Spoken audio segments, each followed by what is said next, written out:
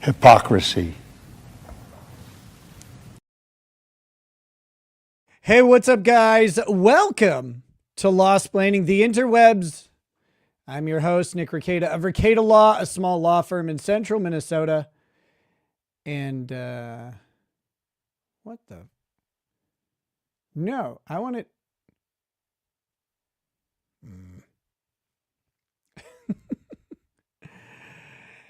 Oh, just a second, guys. I'm sorry.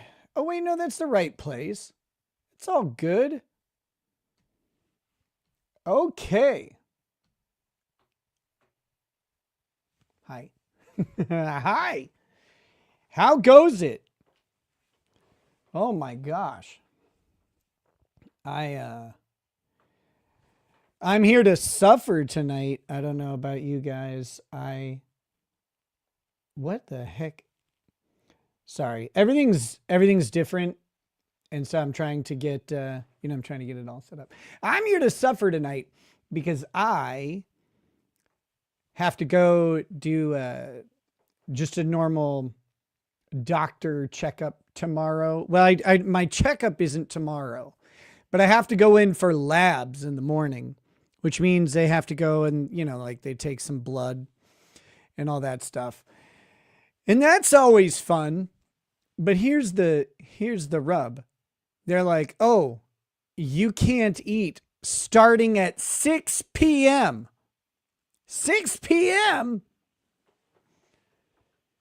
Sometimes it's like midnight and they're like, oh yeah, you can't eat after midnight. Like, okay, well, that's a long time. 6 p.m.? I haven't even had breakfast at 6 p.m. Bunch of bullshit. That's what that is. Okay, we need to reorganize some windows here. Okay, so it's been a minute, guys, and I'll survive? Are you sure? I don't think so. I don't think I'm gonna. So it's been a minute since I've been on. I'm sorry. It's the end of the school year and I'm just fucking busy. Constantly, my oldest is graduating, which is crazy to me. I'm not prepared for this. But that is happening, whether I'm prepared or not. Oh, I gotta start up this Rumble thing. Let's get this guy going.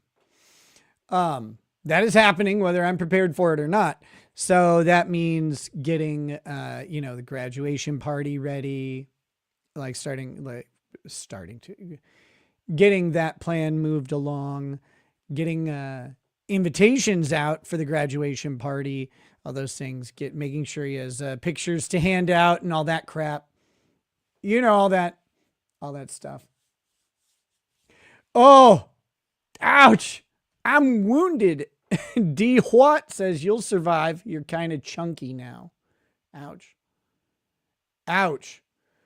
Okay, we need super tips up.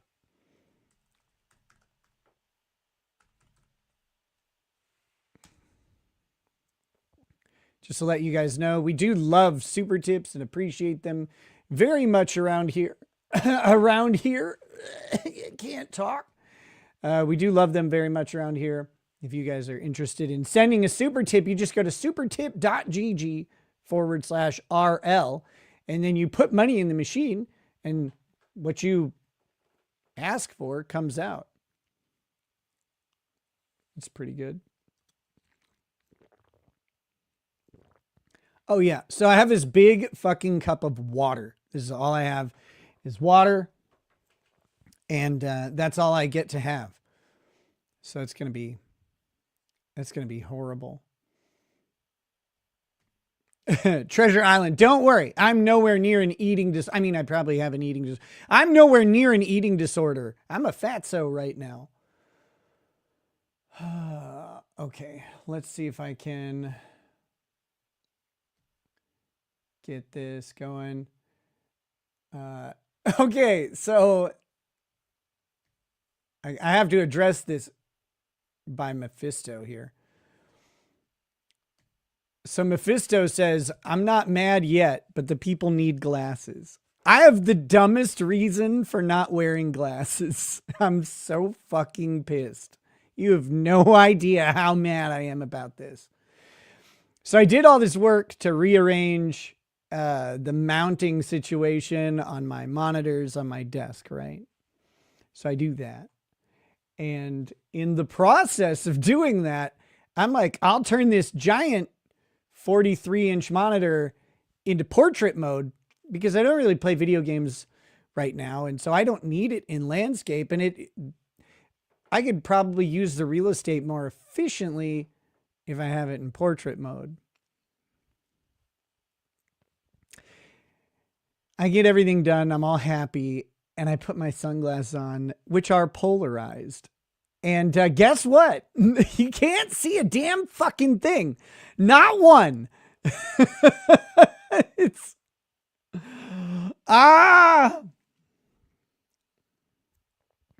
just ridiculous. Speaking of ridiculous, we have Debbie Baker. Debbie Baker gifting 5 memberships.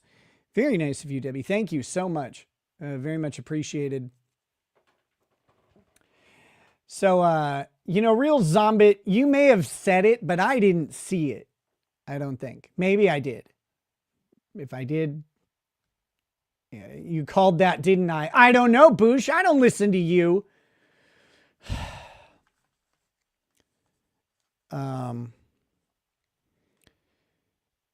Guys, we have to talk about some stuff. Oh my goodness. We've got Fletcher Boy gifting 5 memberships as well. Thank you so much to Debbie and to Fletcher Boy. Guys, if you get a gifted membership, make sure you just send a thank you to the person who gave it to you. Also, you can just send them nudes or whatever too, like if you're into that. If you're into that. But I have,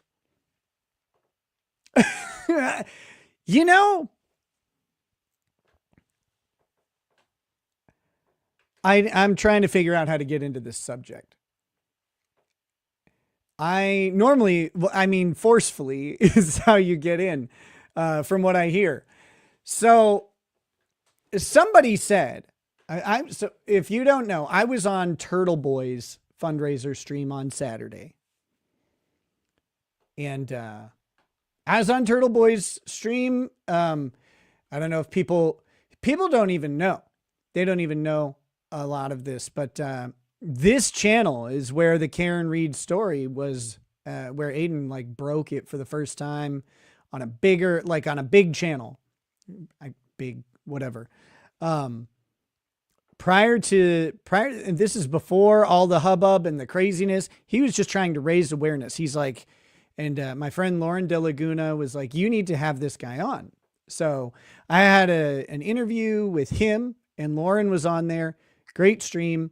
He talked about what was going on with Karen Reed and what he saw happening in Canton with this. Some sort of cover-up, I think, is the best way to describe it. But that all happened here. That happened here before anywhere else. It's crazy. And with that, Turtle Boy has been enduring his punishment for exposing the corruption in Canton. And that punishment is, of course, insane, absolutely insane criminal charges for witness intimidation. So he's been fighting this fight for a while now. It's very expensive. And so he had a fundraiser, and lawsuits, by the way, very expensive. There's no way around it. This shit costs a fortune. So he's having a fundraiser, trying to raise a good amount of money. I think the goal was to raise $75,000 for his legal defense. And I was invited on. This is a 12-hour live stream. I was actually going to go on an hour earlier, but I had a conflict because I mixed the days up in my head. I told him I would be on an hour earlier with Auntie Deb, which I was really looking forward to, but I didn't get to do that.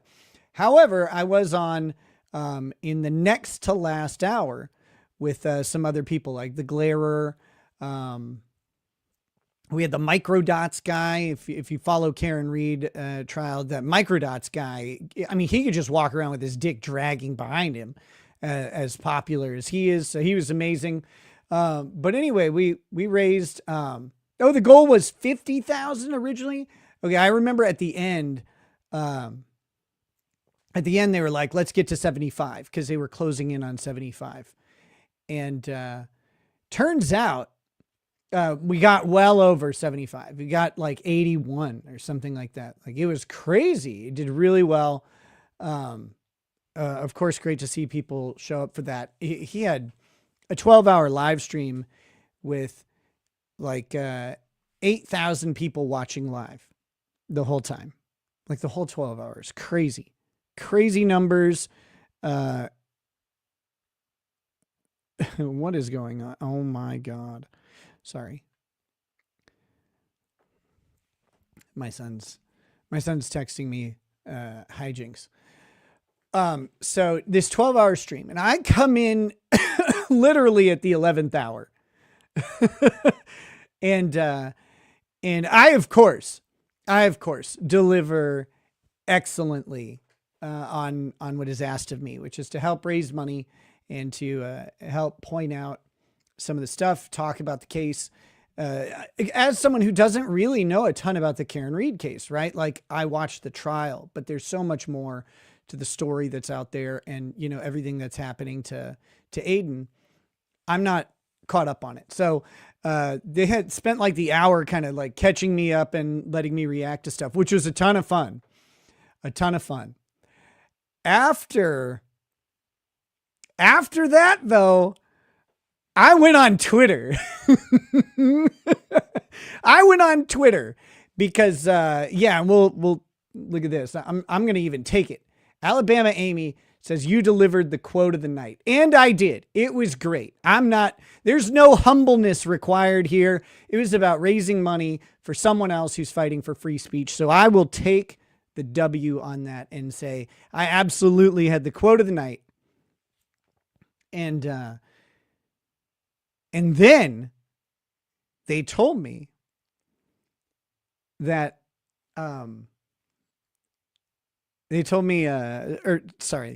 someone on Twitter said that the Sandy Hook attorneys have already been informed. Like they're aware that I was on this show talking about the Canton authorities covering up a murder. You know why? Because they did. Like it's not even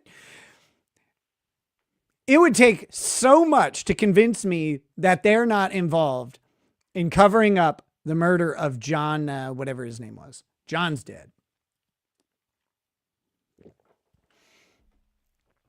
So with that,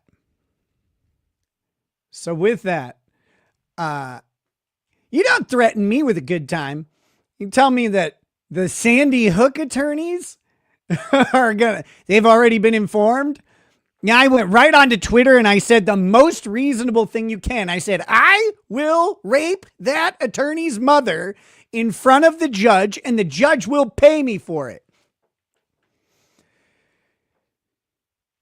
Apparently, that gets people upset and I can't figure out why. Now there's all kinds of lies going all over the place about me out there and it's really out of control. Someone said I wanted to rape people, and I did not ever say I wanted to do it. And I threatened to rape her grandmother. More like a promise. Am I right?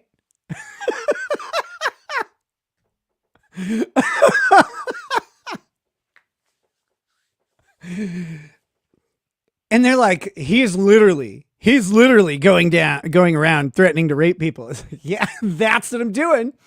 Yep. The big key to that is doing it in front of the judge who will pay me to do it. Like, that's how you know I'm like 100% serious. And I am. I'm fully out there. Sargon of Coward wouldn't even rape Jen Phillips. Oh my God. The raping here will not stop.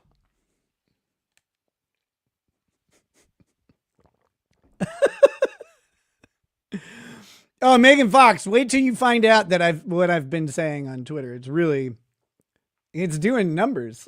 It's really pissing people off.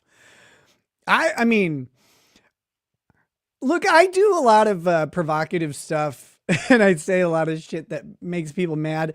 I have not seen people this angry. Now, of course, this is performative anger, right? Like, this isn't real. These people aren't even real, like, in any true sense of the word. They're complete automatons running on NPC mode. So like, who cares? Who cares? Tell us how you really feel. Who else would you rape? Josh Moon? No, I want Josh to die a virgin. Why would I fix that for him? He can try and do it on its own.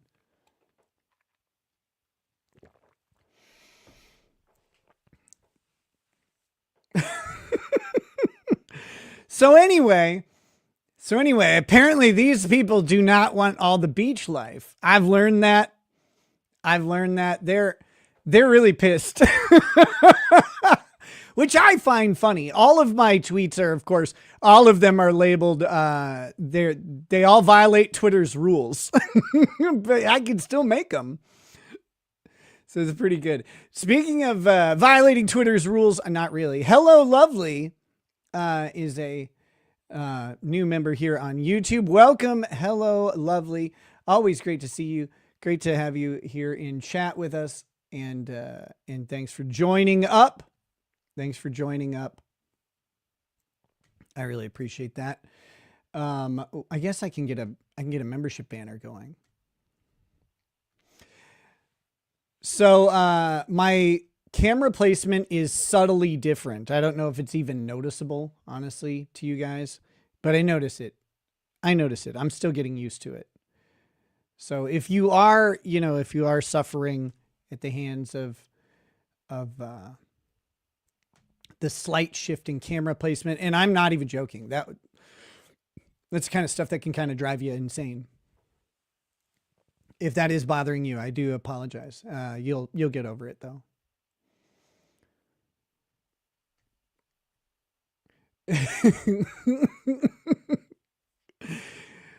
They thought Turtle Boy was crass. Rekieta, hold my beer. It's hilarious.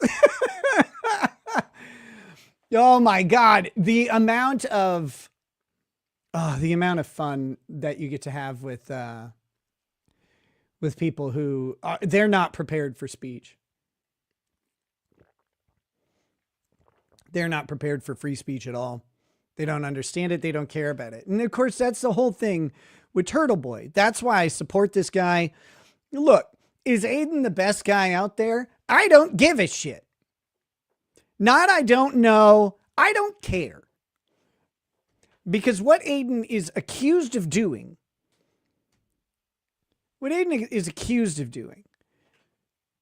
is he's accused of exposing the worst type of government corruption, the cover-up of a murder, and the framing of an innocent woman. That's what he did. That's his crime.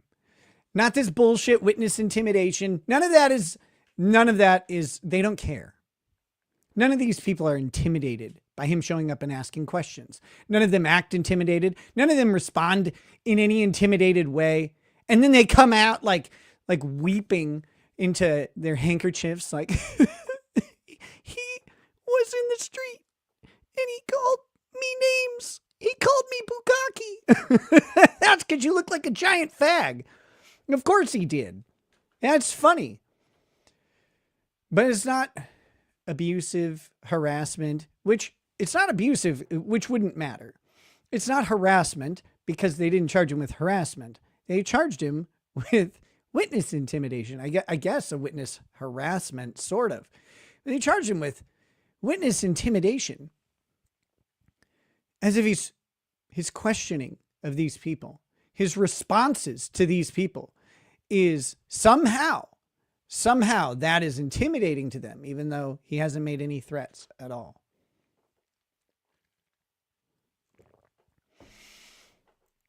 But yes, so the moral of the story and the lesson of today is that if you want to piss off the Karen Reed people, all you have to do is just say you'll rape a nameless attorney's probably dead mother.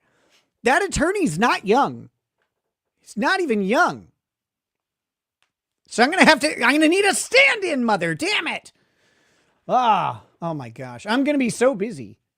I'm going to be tired. I'm going to need Gatorade or something.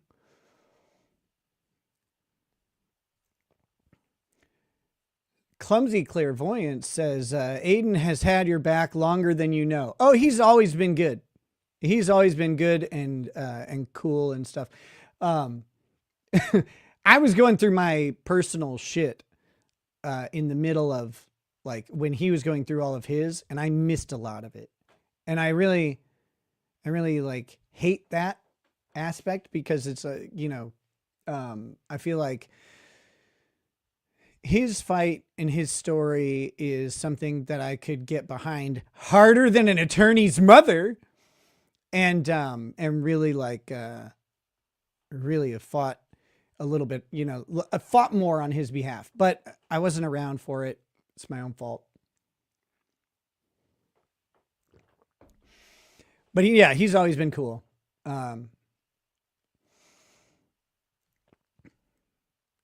But the most fun thing is when all these people like come in and they try to tell me like why I'm a bad person. And they're like, did you know that you said you were going to rape someone? I'm like, yes. Yeah, I did. I knew that.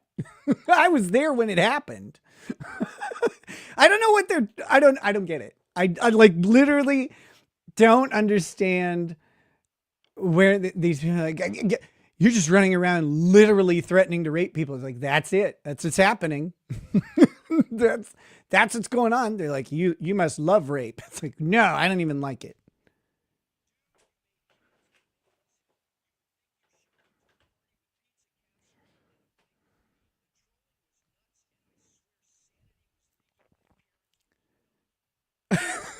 That was disgusting. Could you guys hear that one okay? Excuse me.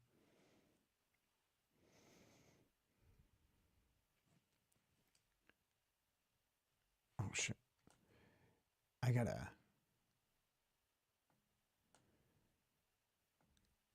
rearrange that window a little bit.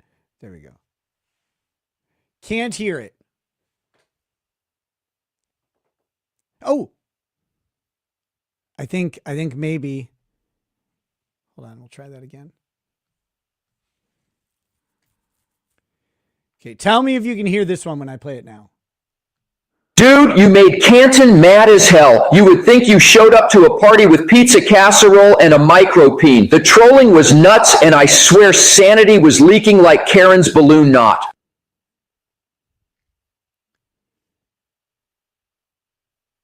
Loud AF. Yeah, that part is true, and I'm working on that. I'm working on turning that down.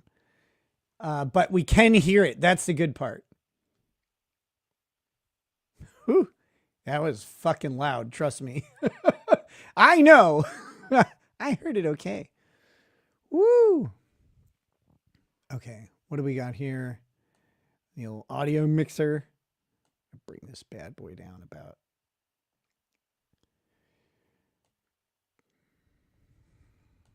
All right. Well, this should fix the loudness, I hope. The internet is in shambles after Massey lost by double digits yesterday. The Trump curse strikes again. Also, how was your weekend? You doing good, my nicka? I am doing great. Thank you. I've just been really busy. I mean, that's the main thing. Is the end of the school year is a disaster every year. This past weekend, my girls had their dance recital that happens every year. And that was just a fucking joy. Like, honestly, this is the smoothest year we've had doing it. A lot of times Lady Raggeds is running around trying to help out with the girls at the recital and stuff like that. And it's just a disaster. This year, she really didn't have to do that much. We got to spend our time We went to 2 of the 3 performances, and we got to spend time just enjoying that rather than running around and being all crazy and trying to organize a bunch of stuff, and having her behind the scenes helping out and stuff. Our girls are all old enough now where they're pretty much good on their own within the confines of the event. And so that was really a fun time.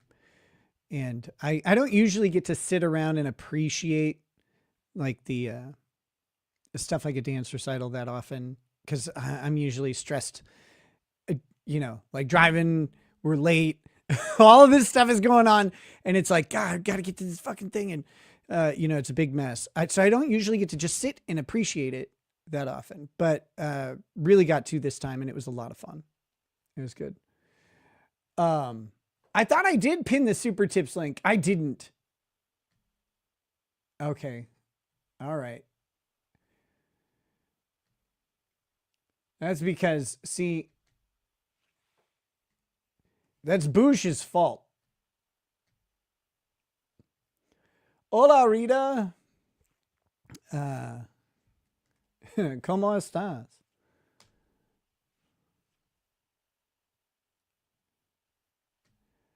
Oh, I also had some community service to do. That was fun. It's always a blast. I was there with a guy named Jose, and I learned that Jose doesn't know any English, and I don't know any Spanish. Not functional Spanish at all. So like the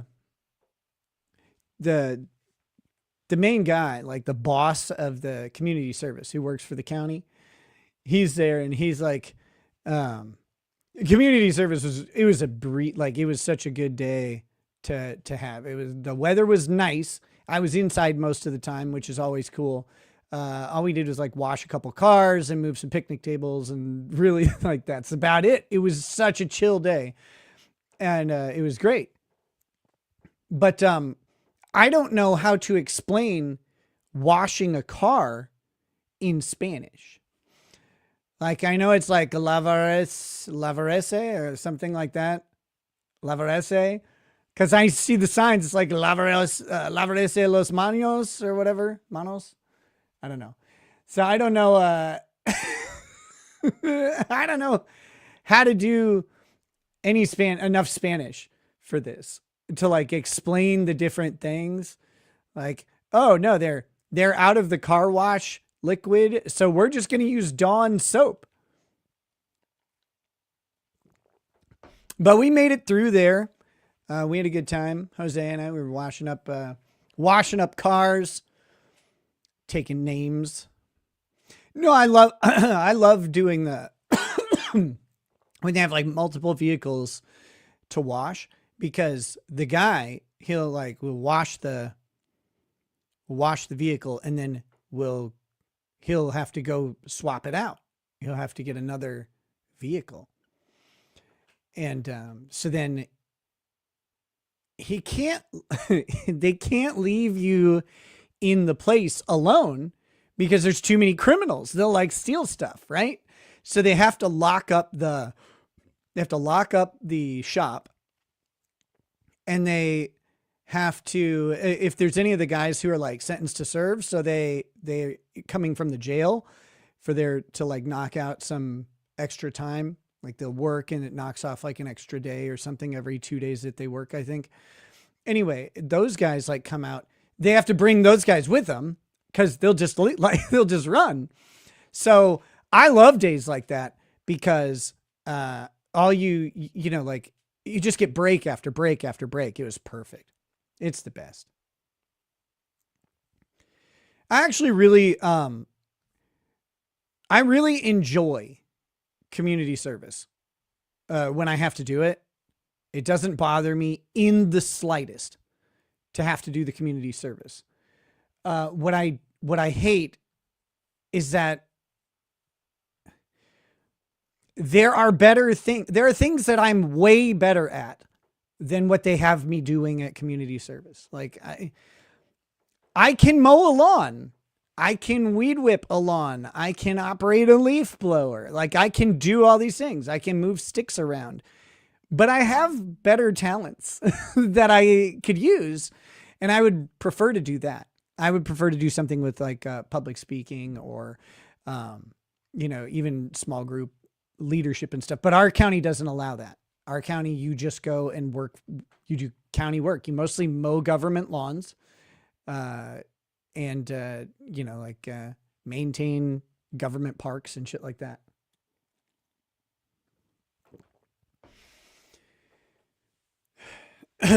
This is the thing. See, and exactly, this is it. Yard work with those shoulders. These shoulders got me out of a shitload of yard work early on. The one guy's like, oh, I thought you were just like a twerp who couldn't do anything. I was like, well, I can't. I don't want to. I don't want to be out in the heat. I have a heat allergy. By the way, just so everybody knows, I have a heat allergy. I let them know so they don't freak out if I'm not feeling well or something, but I don't use it. Like, it doesn't get me out of any outdoor, I still work outdoors and, when it's hot, and you just have to do it. And I don't bitch about it or anything, but I told the guy the first time I was there, I was like, hey, I have this heat allergy. I just wanted to let you know. And so he thought I meant I couldn't work outside. But then I worked with him outside several times. He's like, I thought you couldn't do anything. I was like, no. I was just telling you so you weren't worried if I break out, you'll see it on my arms and stuff like that. I'm like, I just didn't want you to think I had AIDS or what. Like, I do, but I don't want you to think that. So, anyway, yeah, it's, I like community service. Oh yeah. But so I had community service this week. And then I've got another one coming up soon.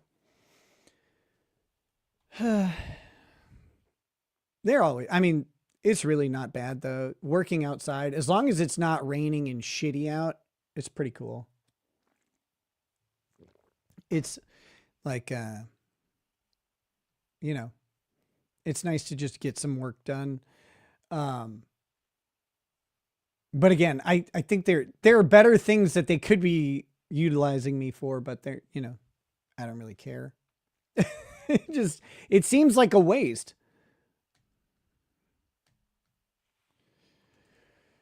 But hey, okay. Anyway, so I had to update the banner because we have, let's see, Chichunia dropping 5 gifted memberships as well. That brings us to 16 gifted memberships. Thank you. Thank you to everybody who has sent those in. Really, really appreciate it. It's the lifeblood of the channel right now is the memberships, and they really have been fantastic. And, I did a member show. Oh, I did the member show building, rearranging the PC. Bush said everybody thought I was on drugs because of that.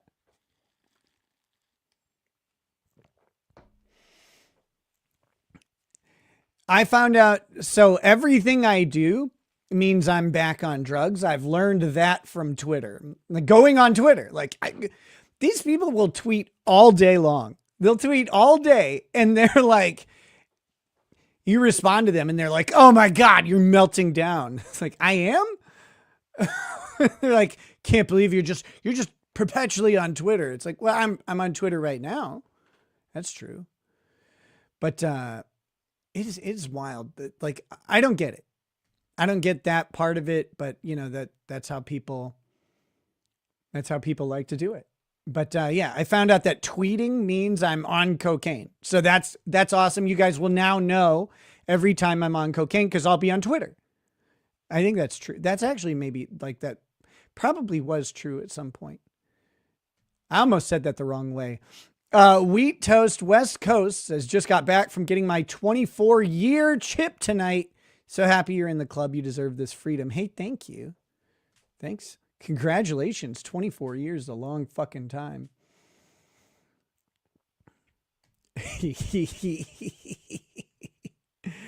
Let's see. What was it? Your Twitter replies have me dying. I'm just having a good time. I don't know. Everybody's like, why are you, I heard from multiple creators that I was melting down.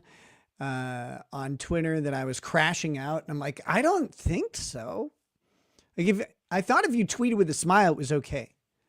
Kind of like if you murder someone with a baseball bat. No, I'm just kidding. That's a joke. You shouldn't smile when you murder. Art says everyone really took umbrage to Nick graping people's grandma, grandpa, and judges. It's so ridiculous. It's so ridiculous. It's just, it's like, yeah, I meant it. Someone's like, now you're joking about it. I'm like, I'm not joking. Who's joking? Why would you joke about rape? That's horrible.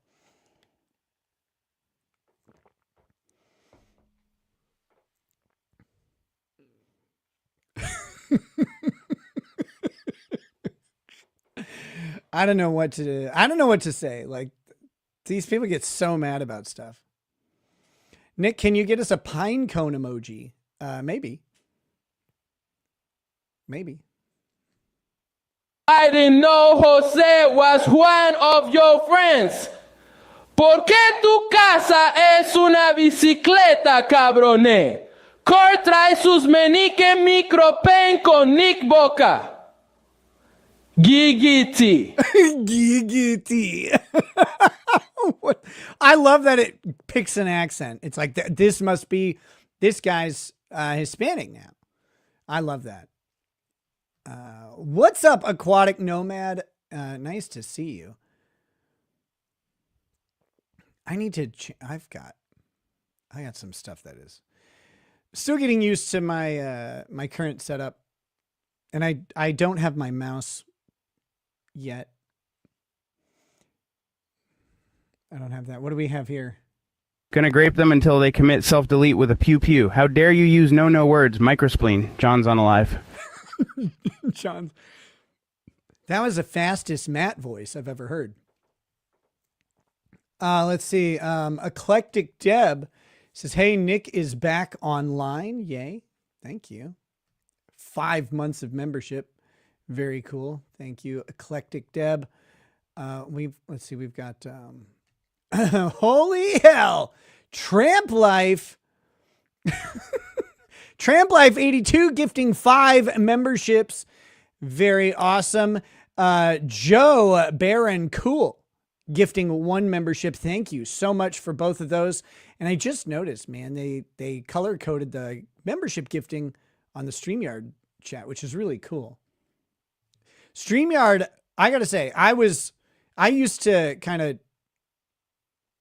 badmouth StreamYard because it would piss me off with the audio stuff, and it, is kind of questionably. They have been adding a ton of value to this thing. It's actually really, it's a good fucking program right now. Let's see. Jeff Smith says, I'm taking credit for the stream, especially since I posted on X, but thanks and enjoy the doctor. Yeah, it's always good to go and have stuff shoved into me non-consensually. So, like, I'm going to get my blood drawn. Dirt Cheap says, you only got X half as mad as Bronca did about Chud. Yeah, we got to talk about Chud. I haven't watched the Chud video or anything about it. I've seen both sides pissed off at Bronca. They're like, he's supporting Chud the racist, and they're like, and he's saying that Chud provoked everything. And then I see Bronca like tweeting, like, I didn't, talking about how he didn't see any provocation at all. And I'm like, where are they getting this? I don't know. But everybody's pissed off about Chud, which is great. That means we need to look into it a little bit. Happening Tube. I can't stay for the whole stream, but I have proof Nick is the gay. Just look at him. Have a good one. That's true. That's a good argument. That's good. Yeah, so we got to look at Chud the Builder. Is he Chud the Builder? Got to check that out. Bob Vecna says, if the judge doesn't pay you, there's no danger. Yeah, but there's always danger. Treasure Island says, geez, pin the super tips link for love sheesh. Super tips link is pinned. Make sure you guys take advantage of it. Abuse the super tip link. Call it dirty names and stuff. It likes it. It's okay. Chichunia, member for 5 months. My membership has grown.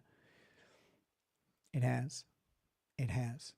But you've been shrinking. And that's awesome. I think that's great. That it's like inverse proportionality. The longer you're a member here, the skinnier you become. It's perfect. It's the best weight loss program on the planet. Chris Book Hammer, member for 9 months. John is dead. Micropene. John's dead. John is dead. Fletcher Boy says, I had to pick up trash in an orange jumpsuit the last time I was arrested. Yeah, I don't have to do that. I just go in a t-shirt, typically. I don't know. And then Knock It Offler says, I finally caught up with you. Hope you are well. I am well. Thank you. And we are now caught up on the super chats and membership and the super tips that have come in. Although I am woefully deficient on, I have not been following the Rumble chat at all, which is awful. I need to fix that right now, which I am doing. I need to fix that right now. Oh, see, I am doing. There it is. There I was. Cat Slave 56 says, about time you showed up. And I agree with that. It is about time that I showed up. Let's hold on. No, go away. Let's pop out this chat. Whoa! Sorry, that's the tallest fucking chat I've ever seen on this monitor. So, one of the things we got to do today is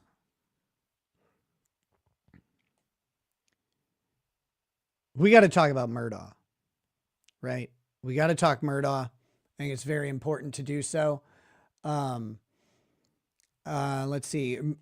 Holy shit. Shizzy Wiznut rated the stream earlier, right at the beginning. Actually, right before it started. Thank you, Shizzy. Welcome to the Shizzy viewers. Megan Fox Writer says had tipped via Rumble wallet. I think that's just a tip. That's cool.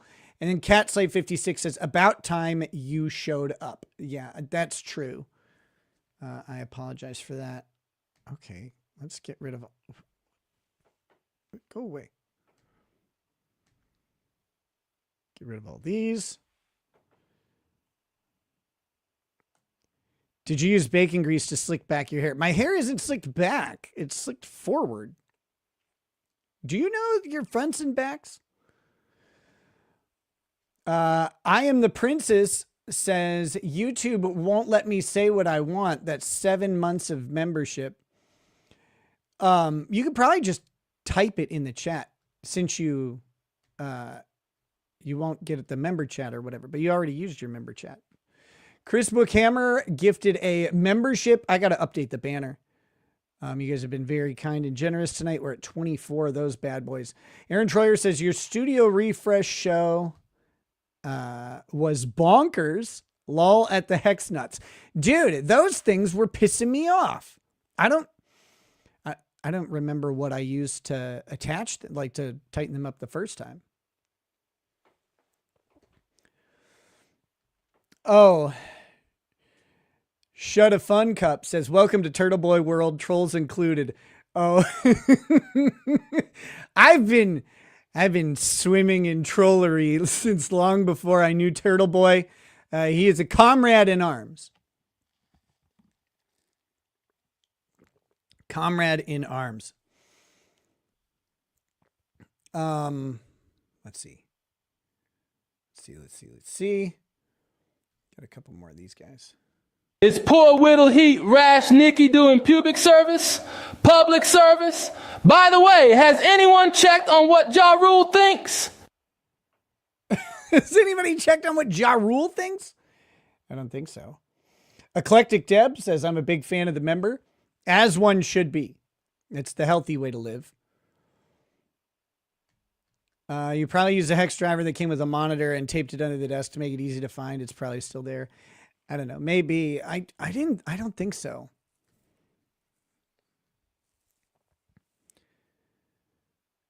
Let's see. Hot Cheetos money. That sounds fun. Let's see. Nick, did you hear Alec's crazy cousin came out with a Daily Mail article saying that Alec would have never done it? No, But I don't believe that Alec, this is funny.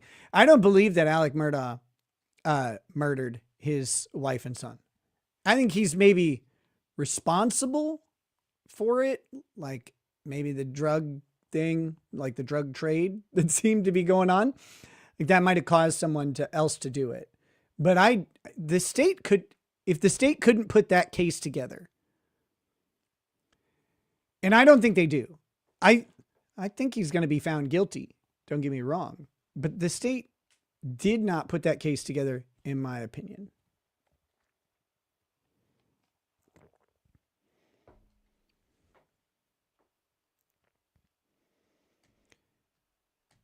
Zero evidence of anyone else being there. That's just not true. There was evidence of someone else being there.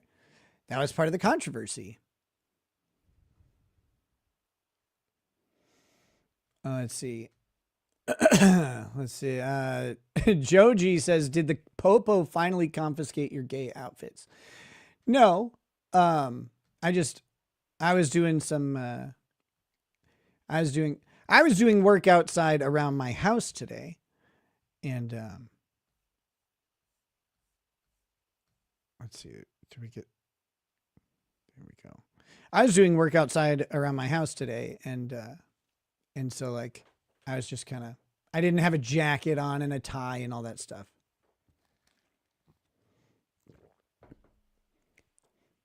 Why do people hate this shirt? I don't get it.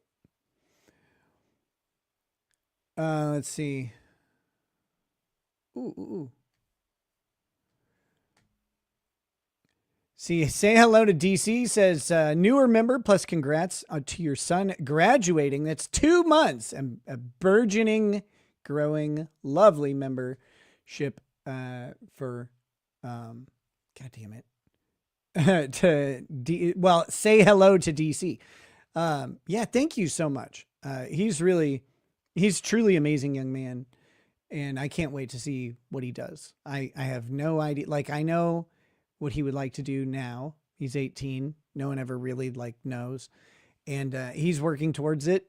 And it's really, he's already doing it to some extent. But he's going to focus a lot more on it now that he's going to be out of school. And I'm really excited to see what he does. He's a remarkable amount of talent. And in general, but that's not what makes him amazing. Like he's just, I told him a long time ago, I said, you're one of the wisest people I've ever met, and you're so young. He's going to be missed around the house, but hey, he's got a life to get after, right? Like he's got to go do it. Chris V. Clement says, who is John? How did he die? So John is Karen Reed's former boyfriend who died. You know, the police said that Karen Reed hit him with a car, but they just had the problem of they couldn't ever show the car making contact with him at all. What actually seems to have happened is something like an altercation at the house of these people called the McAlberts.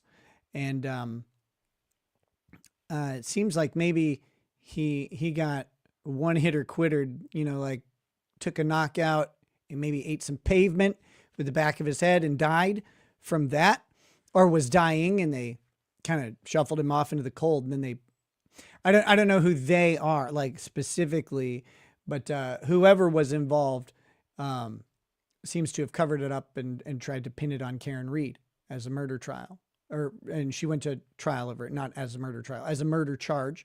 And she went to trial over the murder charge twice, and she won. I think she won both times. No, the first time was a hung jury, which I guess, jokes aside, that is a victory, even though it resulted in a second trial. In the second trial, she was acquitted. Let's see. I got to update this.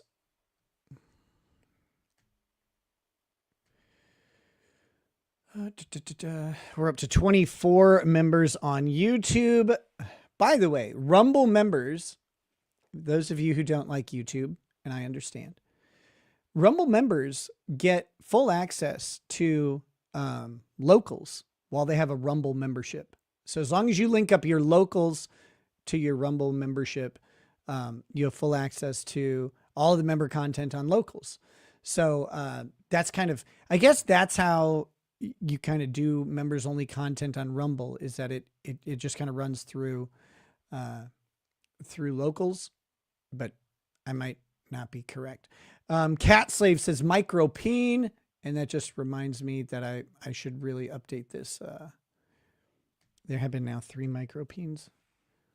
Just keeping track up here and down here where it matters.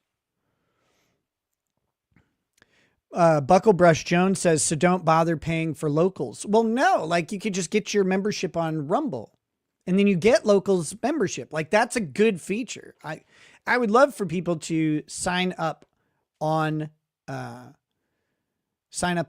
Rumble for memberships. I wasn't promoting them for a long time because I wasn't really sure how to incorporate Rumble into members only content. It wasn't clear to me. I'd been gone a while. And so I wasn't aware of that. And that's now, I know. Now we know that. So yeah, don't bother going through locals, go through Rumble if you want to do that. I think that would be good. Galaxy Gas Shop USA says, are you going to have a 400K sub party? Probably. That's a good idea. I actually have been thinking about that. I think that's very funny. Wolfenkin says, took your advice a few years ago to start 40K with Eisenhorn. Now I'm about 70 books in and can't stop. So thanks, I guess. Sorry to ruin your time, but it's good stuff, isn't it? Like, when you really get into it, like even the bad books, you're like, it doesn't matter. Tell me more about the story. Advance it for me.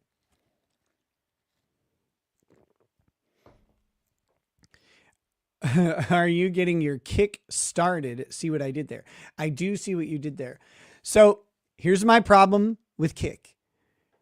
I desperately want to try to be on Kick and get it going and take full advantage of the partnership and try and grow over there and see what happens. I want to do that very, very badly. I can't do it because the payment processor that they use is Stripe. And even though I have a Stripe account that I use for all sorts of things, I have to use the Stripe payment verification, which requires me to take a picture of a photo ID and then a selfie. This sounds easy. Except it keeps telling me that my photo ID or my selfie, that one of those two things is not correct every single time, which is like, I don't know. I'm not sure. I've used 3 different types of photo ID, including a state driver's license, a passport card, and a passport. Every single time it tells me that my selfie is fake. The most recent one said the passport is not a valid form of identification. I actually went and got my driver's license updated. I've been waiting for it to show up in the mail, but I got my driver's license updated so it'll have a new picture because the last one was like 2 or 3 years old. And so, I thought maybe because of that, like, because I do look a little bit different. Right. Here we go. Galaxy Gas Shop says, even Stripe KYC AI thinks you're a joke. It's not laughing, actually. I don't think it thinks I'm a joke. It keeps telling me that I'm not real. So you got that one wrong, but thanks for the contribution. And it's wild because it's like the same thing with my Twitter. My Twitter was monetized and then they changed it and they're like, oh, you need to just go through this verification thing, and it will not verify me. Tricky Rich says, a member for 5 months says, so what I'm hearing is at 400K, we get a Nick E-Girl stream. You can wear short shorts again. I didn't say that. I'm thinking about it, but I didn't say it.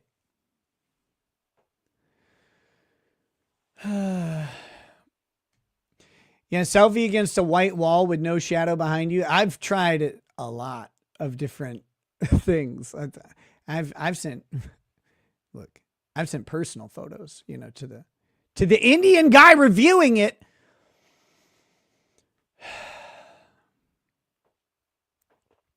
It's wild. I'm like, I don't know how to, I don't know what else to do. That's the hard part is like, well, I mean, you can only try so hard. Where did it go? All right. We need to talk Murdaugh, I think. When I got pinched for felony second-degree assault with a deadly weapon and felony terroristic threats, they gave me a brown jumpsuit instead of orange. I find this a little racist as a white guy. You're like, this guy's so violent, we got to brown him out. Can you imagine? Oh my God. Well, I'm glad to see that your violent ways are, I don't know if they're abated or not. I shouldn't say that at all. You might be assaulting someone right now.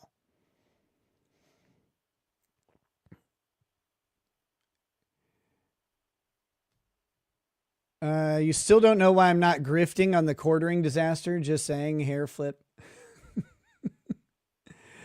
There's not much to really grift on. The quartering appears to have struck a channel or two now, in a 3, maybe, in a sector of the internet where you're not allowed to do that. He appears to have gotten the clip channel taken down, maybe Andy Worski's channel, and now PPP's channel. All of them are taken down. And, you know, I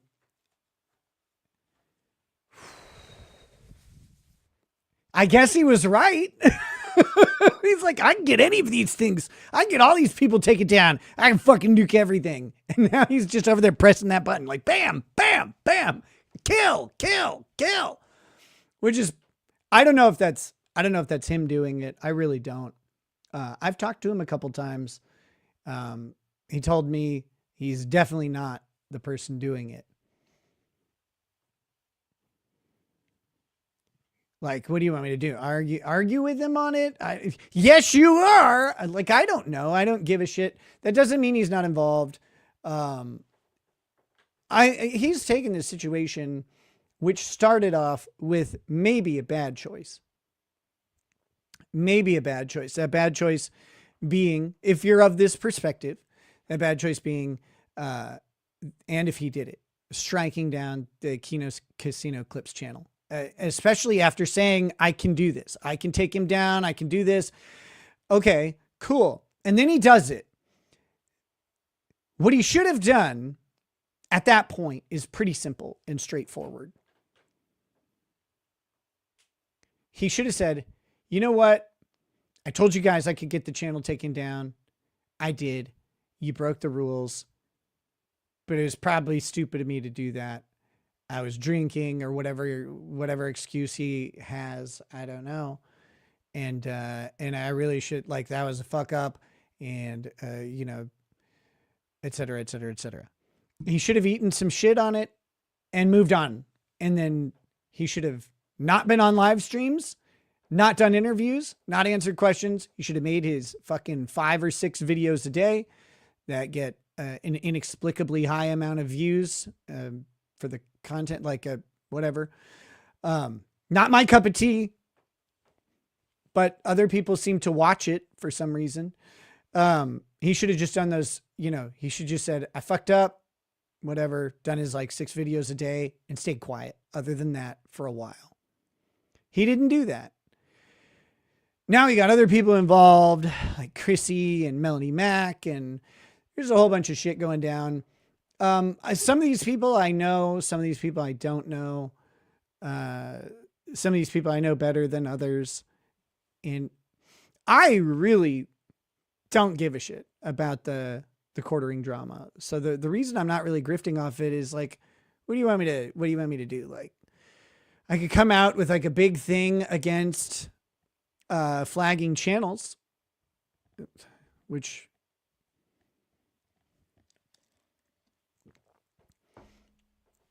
but his his destruction's going beyond that. And that looks like it's his fault. Like, it's not just, I've got people in my ear on both sides of this thing. You know, some people are like, oh, you know, this is going too far, etc. And then other people are like, well, he deserves it. And it's beyond the striking of a channel. Like that happened. That's done. What happened next has been just precipitous bad decisions. Precipitously bad decisions. Now see, Bria Love says false flagging channels. Okay. This is where my like level of caring about the story impacts my ability to talk about it too much. And I'm not like, haven't been getting into it partly because of this. It's not a false flag just because people don't like it. I have heard multiple things. I have heard that he was abusing DMCA flags to take down content that he didn't like. That's a false flag. Can't do that. You literally, like, that's illegal. Don't do that. Don't do that. So if that's, you know, if that's true, then yeah, that's bad. Flagging a channel for harassment or whatever, abusive conduct, I don't do it. I don't think it's the best move. To me, like that either empowers your opponent or it signal boosts them or whatever. So I don't really think it's the best move to do, but that's not a false flag. If you believe that they're harassing and then like you flag and then they come back and say like, yeah, they were, well, I don't know. So like, it gets really tough to follow because people say like false flag, and Bria, I hear you on that. Yeah. And I don't know exactly what you mean. Like I said, I haven't been following this too much.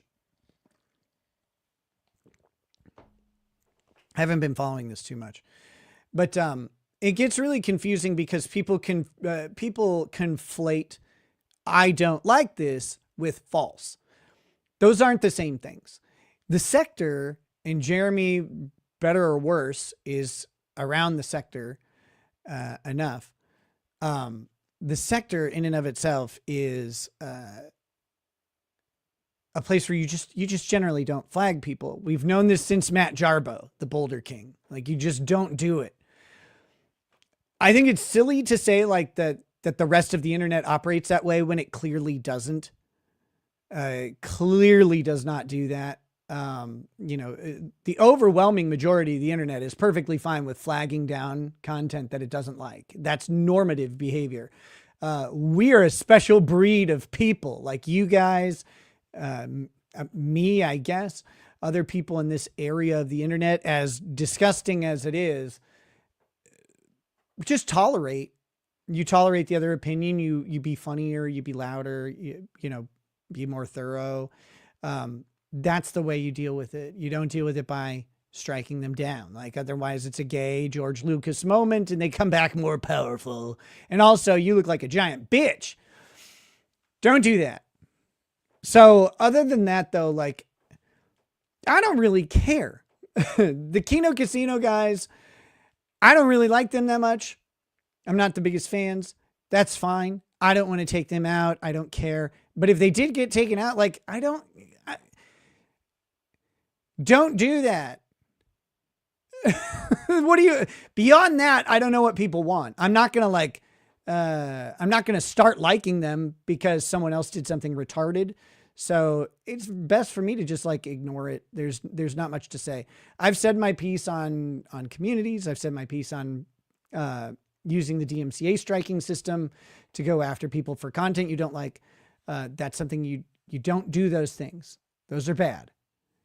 But other than that, there's not really anything more to say about it.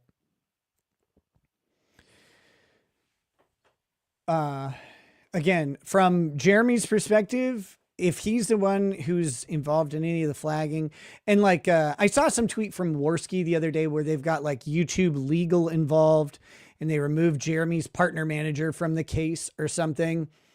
Okay. Yeah, go through the legal channels if you want. The problem that you've got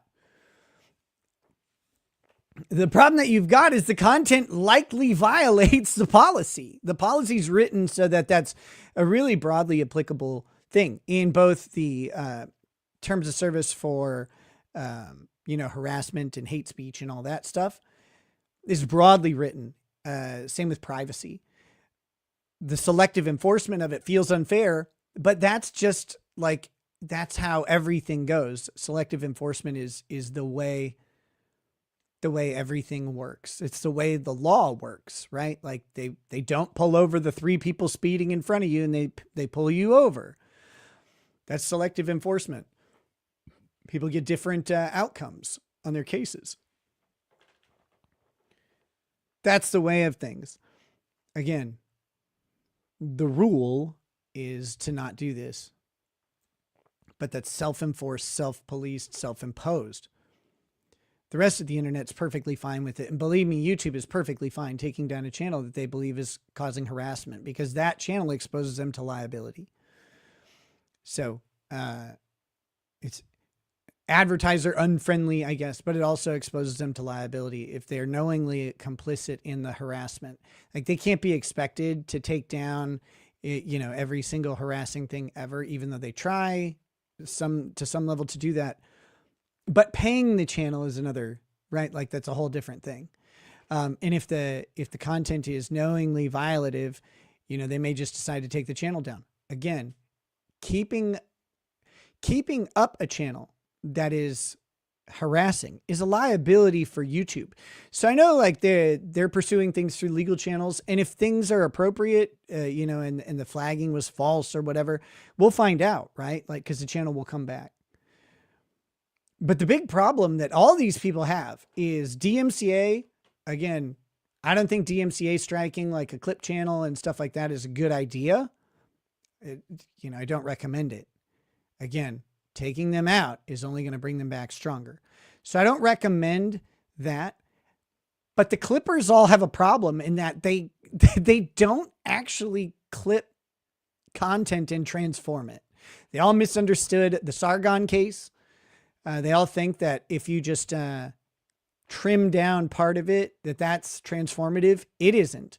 It expressly isn't, according to the Supreme Court and the Ninth Circuit. To just take a portion of something and make it smaller is not transformative. You have to add something to it to make it transformative. Now, Sargon, in his case, and this is the thing that people misunderstand because they're like, Sargon didn't have any commentary or critique or criticism. All he did was edit the video. His edit made her video say the opposite thing of what she was saying. Right? The way he edited the video, how he clipped things out and how he rearranged them, and then the title that he gave, that was all a change it was transformative. It wasn't transformative because it was shorter. It was transformative because it was the opposite fucking thing. And if people don't get that, they're like, oh, I can just clip something down and make it shorter, and then that's transformative. It's not. And again, it's expressly not. And the crazy thing is most of the clippers, they clip something down and then they just put a title on there that says exactly what happens in the clip. That's not transformative. Again, these things are all fair use questions are case by case, but these things are kind of rules of thumb that have been around for a while. If you just say what's in a section of content that you're taking from something else, that's a violation of copyright. Like that is not fair use. Fair use would be to do something transformative with it. So all of these clippers, again, living on a knife's edge as far as their content goes, because they're not doing anything to transform the content most of the time. When they do things to transform the content, it's usually exceedingly minimal and may not stand up. But it's too expensive to go after these people for basically no money.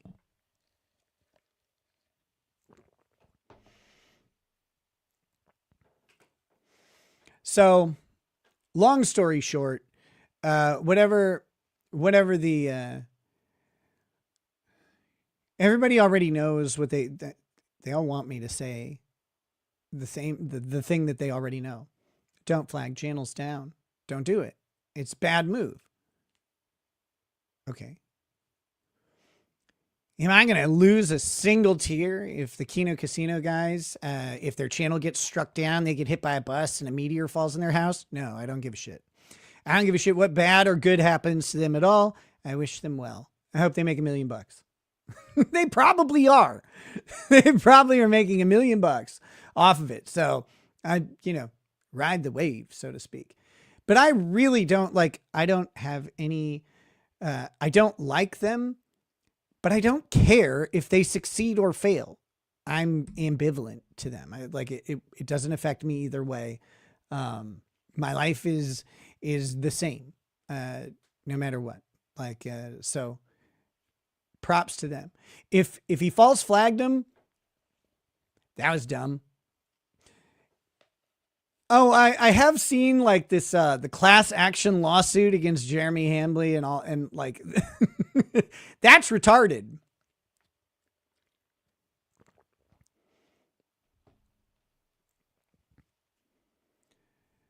Wait, what's this? You never did it though? That's the point. Oh, like me? I didn't false flag. No, I didn't flag anybody at all. I don't do that. I don't believe in doing that. Maybe that's to my benefit, detriment. It served me just fine. That was a fake lawsuit, never filed. I know. Well, I didn't think it was filed. I know people have talked about it and stuff, but it's if people think that there's a class action against Jeremy Hambley, reporting something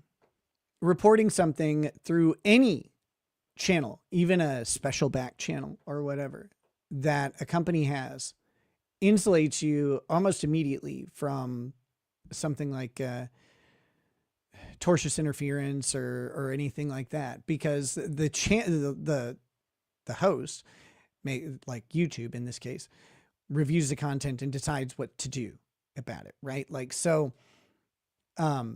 Because of that, it's almost guaranteed not to be tortious interference.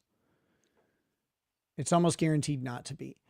I know people like to go to tortious interference because the way those statutes are written, it always says interference with a contract. And people are like, oh, well, if I call up this company and say, hey, your business partner is a giant piece of shit who hates kids or whatever, you should check it out.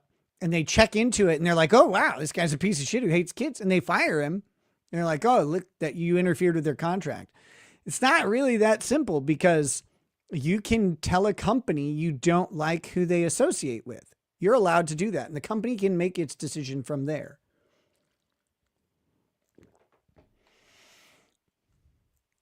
Okay, we got, what is this?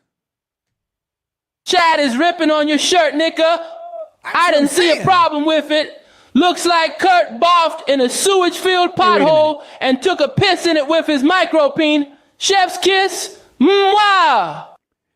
You know what? I take everything back. Everyone false flag Bush's life. God damn it. Knock It Offler says $50 a year on locals via Rumble. Okay. You like Voopoo. You can't do the annual subscription on Rumble, I don't think. I don't think you can do that through Rumble. I think you got to do that through locals. Two Awesome Dogs says, Nick, thank you for putting your life back together. Many are encouraged by you. Thank you. Keep up the good work. Praying for you and your family every day. Thank you.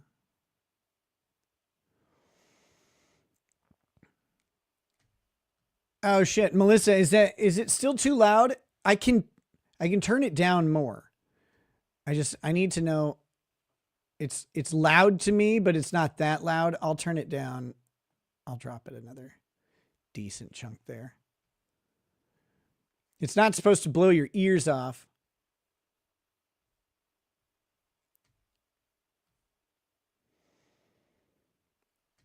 That shirt is fine. Hetero despite the floral motif. Chat is just gay. I agree. I love you, chat, but no, not everybody likes earth tones and stuff on me. They like gem tones. This is the gayest I've ever sounded, and that's saying something. No, they like gem tones, like, you know, really vibrant blues, greens, reds, purples.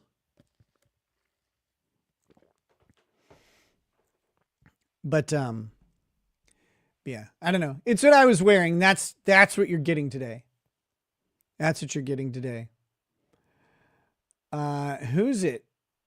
Says, is this stream full of definite serious threats? Yes. Remember, for 6 months, who's it knows? Here comes the rape. Oh my God.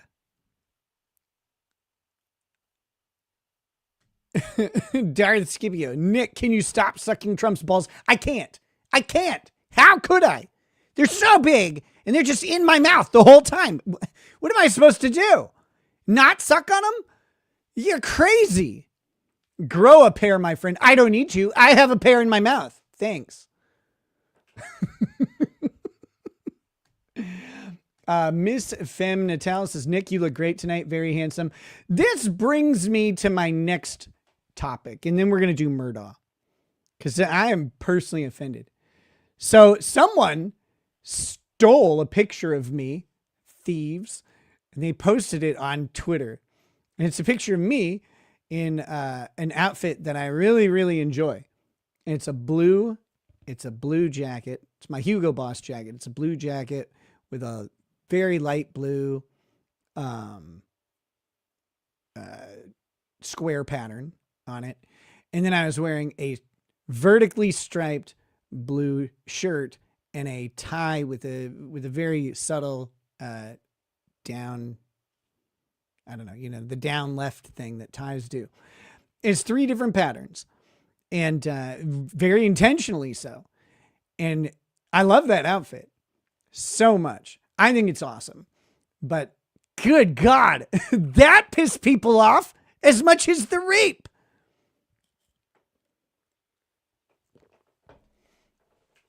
And it's like, I don't even know how an outfit can trigger people more than an alleged rape or whatever. Well, a rape comment. It wasn't really a rape. Like, it didn't happen. It was a hypothetical. It was a proposed rape. The judge was not into it. I don't know. So anyway, the people are spurging out about this outfit, and I love it. There's this one guy who was on there, and he's like, do you want me to tell you why that outfit isn't cool? It's like, yeah, do it. Let's see it. And he's like, he goes back to the old thing. He's like, you can't have those conflicting patterns. It's like, no, you can't have those conflicting patterns, you bitch. I can. You know why? Because I'm an idiot online who dresses eccentrically as part of the online persona, but also my real life persona is just that. You have to wear a solid color under a pattern because you're gay. I don't. I can wear whatever the fuck I want. And I love it. Because like, it's like this guy read an article on fashion at one point, and he's like, oh, this is what it is. That's cool. And then the one guy's like, if I went out like that, my wife would send me back to my room to change clothes. Like, that's the pussiest thing I've ever heard a man say.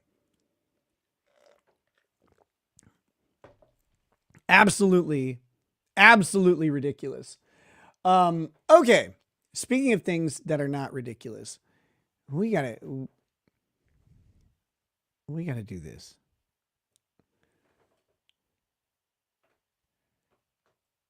Do you remember what we did with the Murdaugh trial? The Murdaugh trial, or well, the appeal to the South Carolina Supreme Court. We watched that but we watched it in a very special way. We watched it through the eyes of Kurt.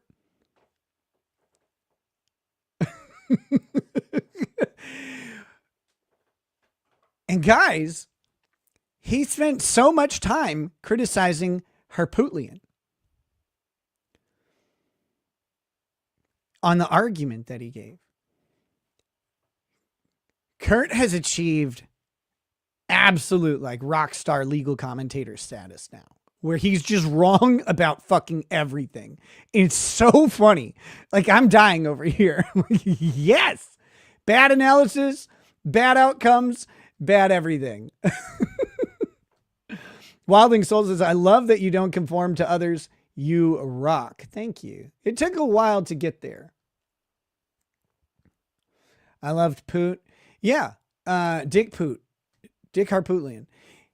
He comes up and he starts delivering his argument. And Kurt was immediately like, this is awful. You should be doing this and this and this. Harpootlian harpooned the fucking whale. He landed that stabby and he reeled it in. And he pulled out the W. And I just love it. And I think, we've got that one. I'm keeping track of Kurt's legal analysis panning out. It's not good. It's not good at all. It's actually really bad. Over and over and over again. Completely fucking wrong. It's so funny. Because who knew? Who knew? Like, I had an idea, but I didn't ever know. Oversoul was taken 21 months. That's a lot. That's as much. That membership is as long as my prison sentence would have been. He says, watched it through the eyes of unsafe raw chicken. Yes. Yes, that's true.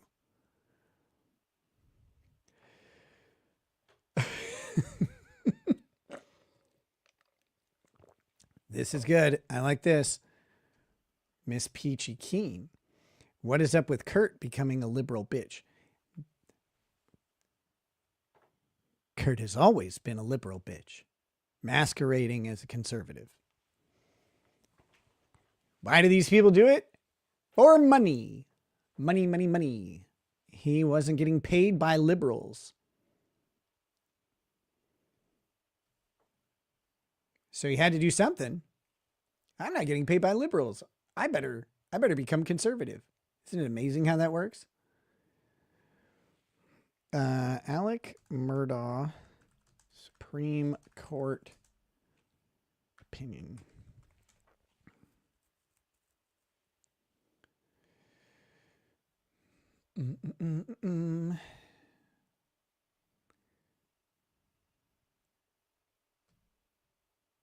All right, I'm getting the... Oh, there we go. How beautiful.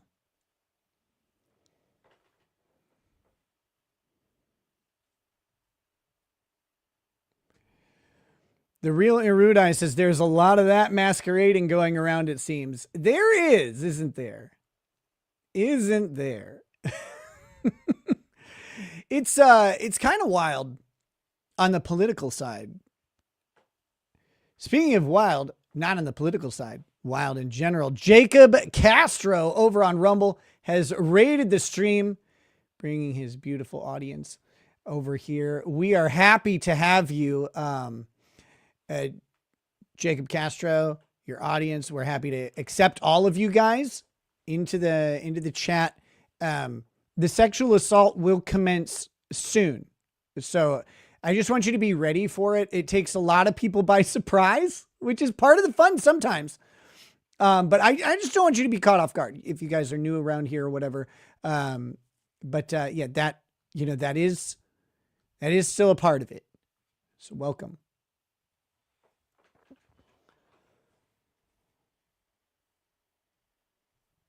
Let's see. Yeah, Damian Scott says, I'll never forget Kurt crashing out drunkenly over women and dating years ago in that stream with Chrissy. That was great. Well, it was Megan Fox. What do we got? There was a different one. Oh, yes. Arklux says, I never knew that Nick was a sex positive, far left Antifa type. I am positive. I do like sexual intercourse. I'm a fan of it. I like sex and sex related activities. That's true. That's a thing. You know, like call me crazy. Other than that, you know, there's some stuff I don't like I don't like taxes. So, wait a minute. PG says with other men you get. I have not had sex with any other men. Just me. Leave me alone. So Greg McNeely says raid. Where do we have it? Wait, where do we have a raid from Greg McNeely?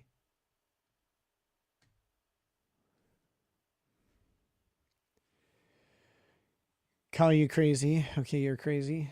Well, I mean that. Yeah, that's not supposed to be literal. You assholes. I love you guys. Okay, I gotta make sure I took care of these over on Rumble.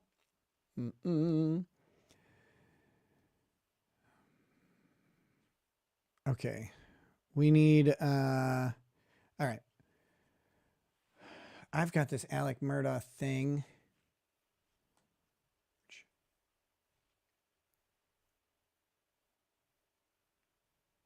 This is good. Is this where I want this? I think so.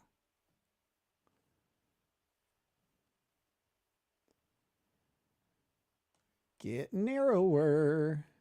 All right, here we go.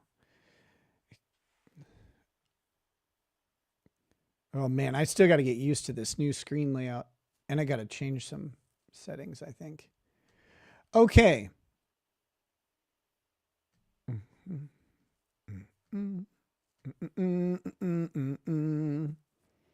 right. So here is the opinion of the state of South Carolina and the Supreme Court thereof. Am I going to cover the new Alec Murdaugh trial when it happens? Planning on it. And I think as we look at this opinion, we'll see some positive stuff about it, specifically around the financial stuff. The hardest part of the Alec Murdaugh trial was they added like 2 weeks of testimony about the financial crimes. And absolutely inappropriate for them to do that. Prejudicial, not probative of the murder. And, I think we're going to see some stuff about that in this opinion. So this is a per curiam opinion, which is kind of wild that I don't know if this is something that the South Carolina court does all the time, but a per curiam opinion means it's like they don't say who voted for what. I don't think there's a dissent, but they don't like even say who, concurred with the opinion. This is the opinion of the court and it's authored by mystery. So kind of weird, but I like it. So per curiam for 6 weeks in early 2023, the eyes of the nation focused on Colleton County, where the state prosecuted notorious former attorney Richard Alexander Murdaugh for the murders of his wife Maggie and son Paul. Both the state and Murdaugh's defense skillfully presented their cases. I would disagree to the jury as the trial court deftly presided over this complicated and high-profile matter. Actually was daftly presided over it. The court, the fucking judge in this case is one of the worst judges. He allowed everything to come in. He had no discernment or discretion over evidentiary issues. He allowed them to just go weeks and weeks on this financial crime shit, which is gonna piss me off for the rest of my life because of how much time I had to sit there and expand the length of this trial.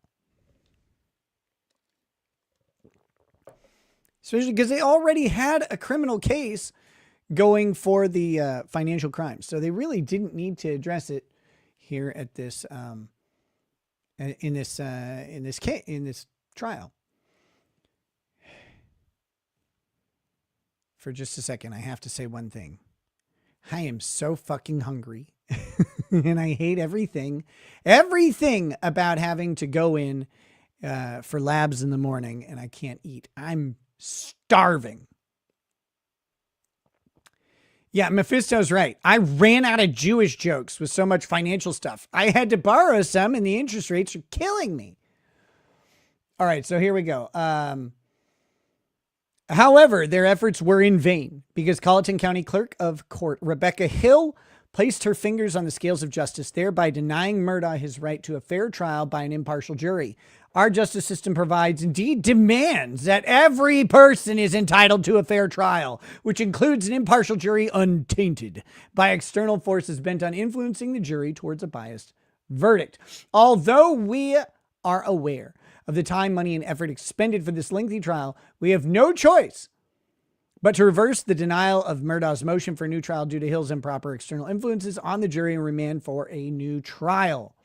Because we order a new trial on this basis, it is not necessary that we review every evidentiary issue Murdaugh raises on appeal from his conviction. However, we address the admissibility of Murdaugh's financial crimes to offer guidance on this thorny issue to the trial court on remand. And this is where I'm hopeful. I haven't actually read this opinion on the financial crimes and how it turned out. I know he got the new trial, but I'm hoping that it's good on the financial crimes, and the guidance on the issue is leave it the fuck alone.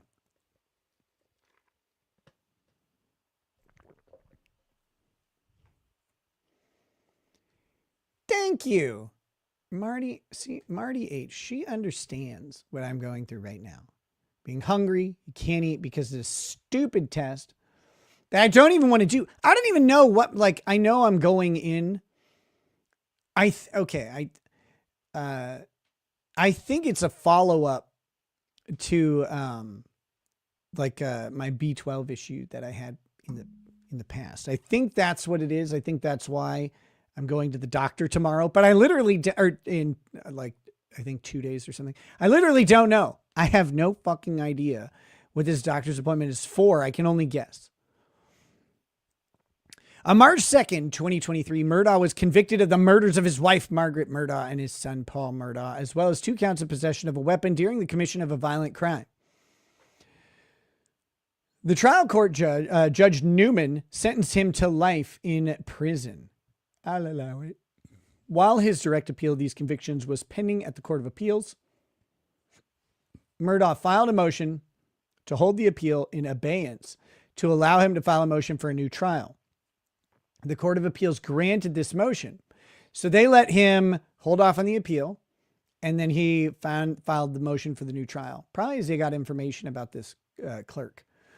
On October 27, 2023, Murdaugh moved for a new trial, asserting Hill tampered with the jury by advising it not to believe Murdaugh's testimony and other defense evidence. 2, pressuring it to reach a quick guilty verdict, and 3, misrepresenting information to the trial court in an attempt to have the court remove a juror she believed to favor the defense. He attached affidavits from several jurors to support his motion. Chief Justice Beatty appointed former Chief Justice Toll, post-trial court, to preside over this motion, as the trial court judge had recused himself. The post-trial court conducted the hearing on this motion on January 26th and 29th of 2024. During the hearing, the post-trial court asked each juror if the guilty verdict was an accurate statement about their verdict at the time, whether their verdict was based entirely on testimony, evidence, and law presented in the case, whether they heard Hill make any comment about the case before the verdict, and whether their verdict was influenced in any way by any communications by Hill. And importantly, number 4 here doesn't matter. Jurors and people in general do not know the things that go into their decision-making. Our brains process millions to billions of things every moment, like little things that you'll never notice. Your heartbeat, it's got to send a signal to make that happen. All the different things that you might be feeling. Imagine a breeze going over your body, all the different neurostimulus that happens during that. And by the way, try that on acid. Don't do that. That breeze going over your body, all of the different neurological responses that goes into just that feeling is a crazy calculation. People don't know anything about what influences them unless it is a catastrophic shift. Unless it's a catastrophic shift in what they're doing. Like it changes your mind, right? Like you're like, that person's not guilty. And then you see them walk up and shoot someone in the head. You're like, okay, well, now I know what changed my mind. That person seeing the video, shooting someone in the head, that's a big thing. Other than that, like below that, people don't know. They're not good at it because our minds work in very subtle ways sometimes, and which sounds like a 90s song. But on those things, we're not good at knowing what actually influenced the decision. Plus, people lie and misunderstand things. So this is the reason I'm bringing this up, is this is the point. It doesn't matter if the jurors thought that they were influenced by her statements, because lots of people can hear stuff and think that, oh, no, I can tune that out. It's not important to me, et cetera, et cetera, et cetera. Judges do this all the time. They believe they're really good at it. They're not, but they think they are. People can't actually do this effectively in any way. And that's why the rule, which is very clearly written, states it doesn't matter if they believe they were affected or impacted by it. All that matters is, was a statement made where the jury was able to receive that statement? If that happens, done. Game over. You have done a bad thing, and now you need to, now you get a new trial. So it was really straightforward. But the trial court judge who they appointed did it wrong. Like that's important and why it was overturned. Trial court judge excluded evidence, which is really stupid. Anyway, we're going to get into this. Juror X, who testified on the first day of the hearing, acknowledged hearing Hill say before Murdaugh's testimony, looks like the defendant is going to testify, this is an important day, or this is an epic day, and that it was rare for a defendant to testify. Juror X said those statements did not impact the verdict. See, this right here, saying those statements did not impact the verdict, how do you know? How do you know that that didn't impact the verdict of guilty? The juror literally has no... Hello? Oh no. I think my keyboard ran out of batteries. I don't need it right now. The juror, I'm going to need that. I'm going to need this keyboard in a second. Here we go.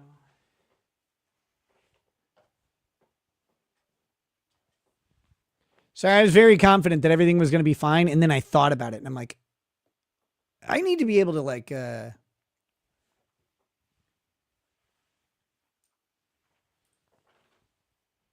need to be able to use this guy. Hold on. I think I can plug it in right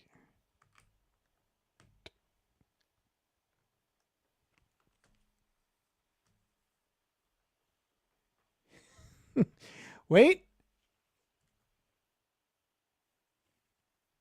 Come on. Hold on one second.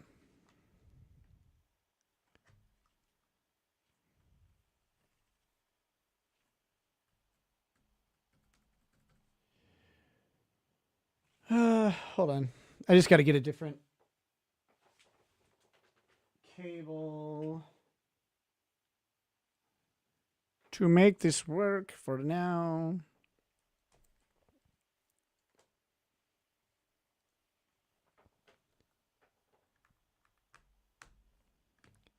Well, why is someone spamming the chat? That's a dumb thing to do. You don't need to spam anything. You can just like post whatever you want.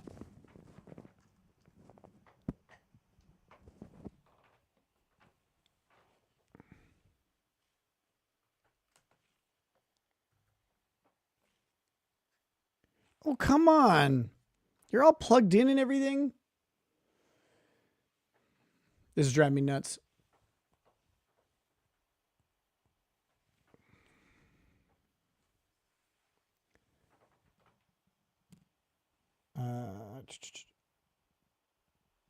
Check your Baldo for batteries. No kidding.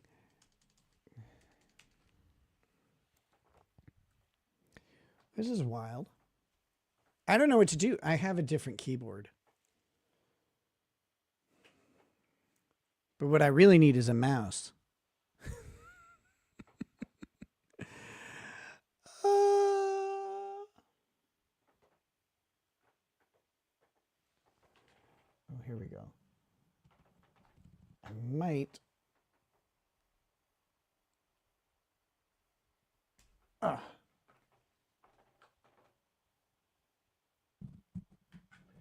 This is the best.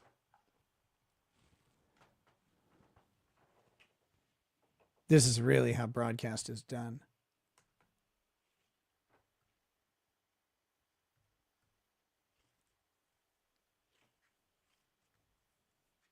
Holy shit, where?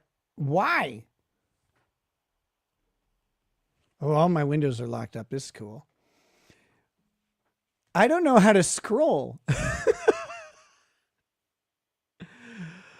Let's see. At present,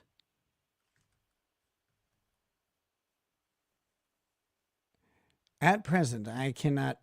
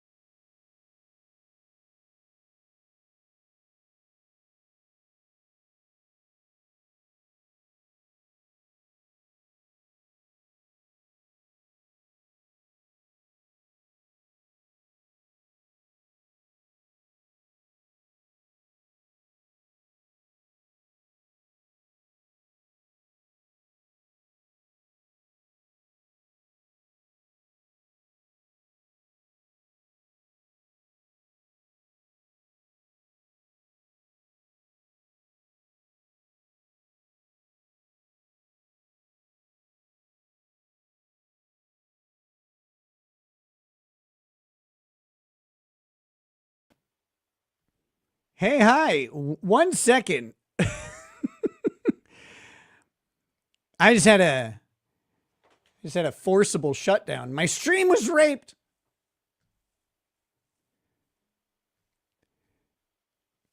Guys, Twitter gave me a 12-hour ban.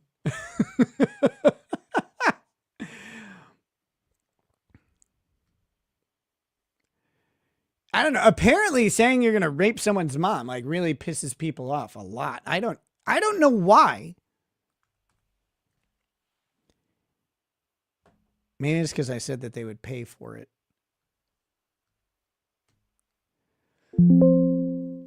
Hold on. I'm getting my camera set back up.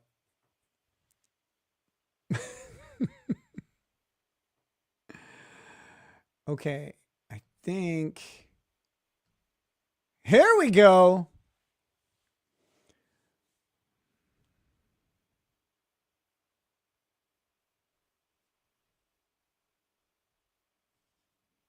Wait, what is this?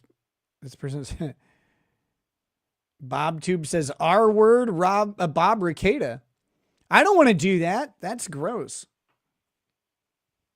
Crunchy Crayons has rated the stream over on Rumble while we were gone. Sorry about that. Melissa, you see, I have some sunglasses, but if I put them on, I can't see that monitor. Let me see if I.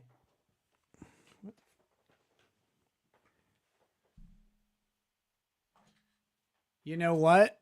I think I have some non-polarized lenses we can use for now.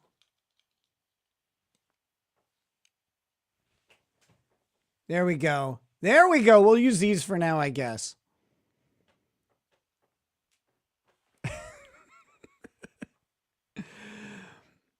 I just love it. Like the Twitter thing cracks me up. Cause like you said you'd rape someone. It's like, yes, in front of a judge who's going to pay. I'm definitely serious. That's how it normally happens. That's actually, in fact, the safest way. I encourage people to practice safe sex, and that is the safest way to do it.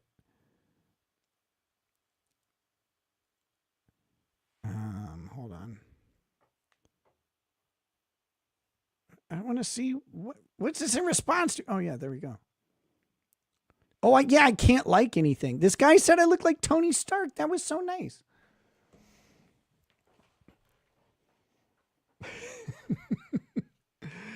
Okay, well, let me pull the Murdaugh info back up, and we'll get back into this.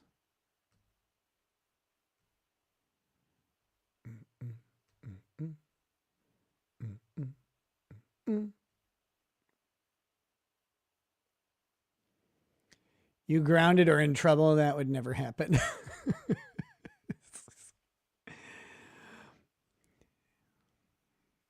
I just want to know, like, I want to try. I don't actually want to do this, but like part of me wants to get into the head of someone who goes, oh yeah, he means that. Because I can't fathom that. That's a hard thing for me to like, okay.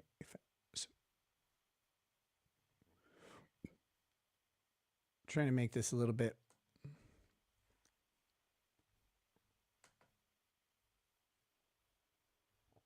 Wait, why?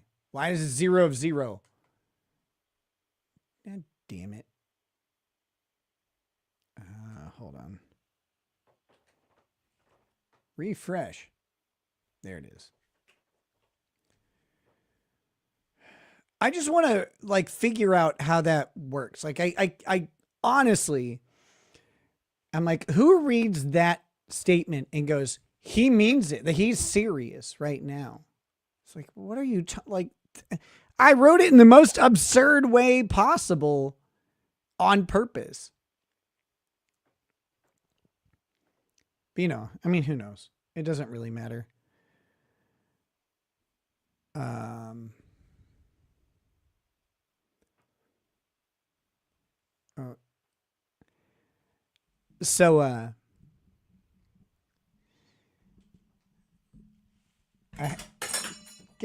damn it. You just give me, I just wanted a little bit more, like a little bit more space on here. Anyway. So something otherwise funny has happened this week. A certain person that I have, a complicated history with and don't like very much. Unfortunately, their entire channel got demonetized. I had nothing to do with it that I know, like that I know of. I don't think, like I said, I don't report channels or anything, but I am fucking dying. Like that is so funny. When they demonetize you, they take the money that you've made and they haven't paid out yet. So that's pretty funny. Especially because that person really focuses on money a whole lot. That would be the Steel Toe Morning Show, by the way. And again, I guess there's a tiny amount of speculation that I had something to do with it. I did not. I have no idea. But that was dumb. Last night, I was smoking some weefer and realized all the drugs I smoke in here taste like shit. Is it just this place, or do all drugs taste like shit now? I figured you'd know. Also, you got any left? No, I don't have any left or right.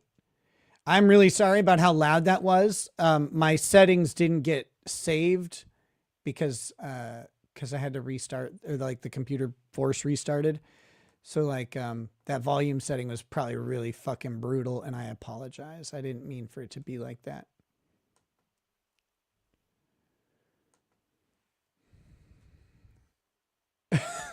I'm sorry to everyone who has been killed by audio tonight. I really didn't mean to do that. Let me play that again at a normal volume because I missed most of it thinking, God, this is loud. Last night, I was smoking some weefer and realized all the drugs I smoke in here taste like shit. Is it just this place, or do all drugs taste like shit now? I figured you'd know. Also, you got any left? Let's see. Last night you're smoking some weefer and realized all the drugs I smoke in here taste like shit. Like in where? Where are you? Is it just this place, or do all drugs taste like shit now? I mean, I don't know. I haven't tasted any in a while. I figured you'd know. Also, you got any left? I do not. They took all of it. They missed some on the search, but I got rid of it. Because, like, what do you know, at that point, it was fucking whatever. Not a lot. Like, there was just like a little container that they didn't find. Oh, you're in rehab? Dude, that, if it all tastes bad, that's your body, like, helping you out.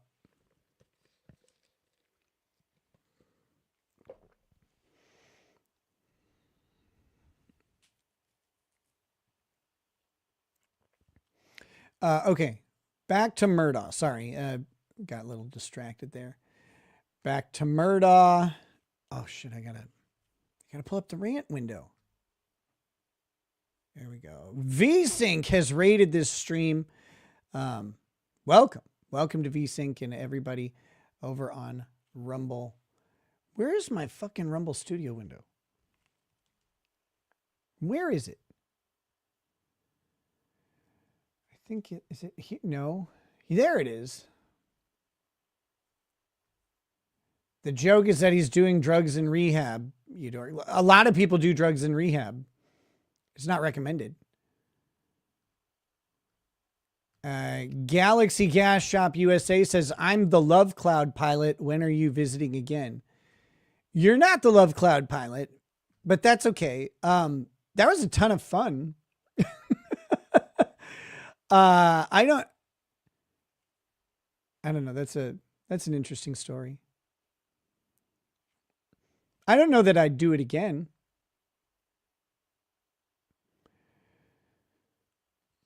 Yeah, I wouldn't. A lot of people do drugs in rehab. So like, I guess I don't get the joke. Like you shouldn't, but like there's a reason people go to rehab is because they have trouble not doing drugs.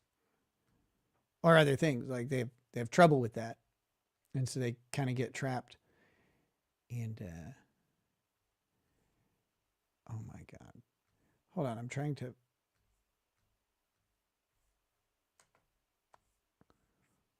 What the fuck is going on here?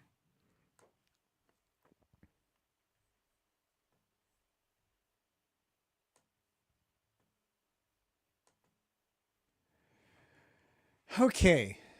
There we go. What the?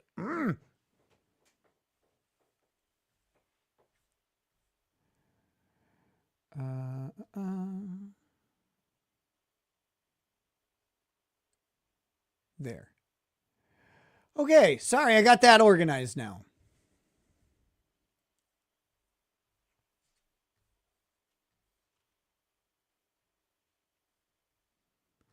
Let's see.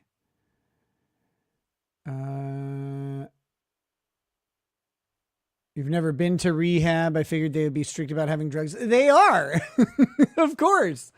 Yeah, you're not supposed to do that, but now I have never been to inpatient rehab. My rehab was outpatient, but yeah, like people, of course, get access to like if you're an addict, you get access to drugs wherever you can. And a lot of people in rehab know where drugs are gettable. And that's why sometimes why people go to rehab, like in a faraway state, like because they don't know where to get stuff, but you're in a room full of people who do. So I don't know.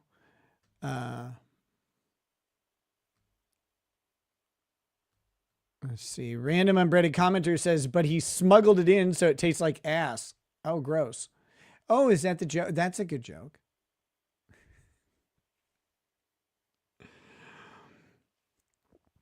That was good.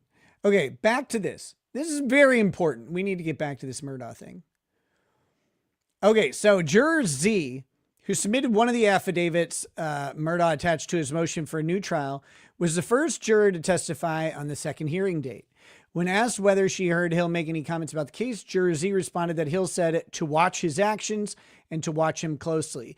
Like this alone, any one of these statements heard by the jurors, that's a mistrial. It's that strict. It's that important.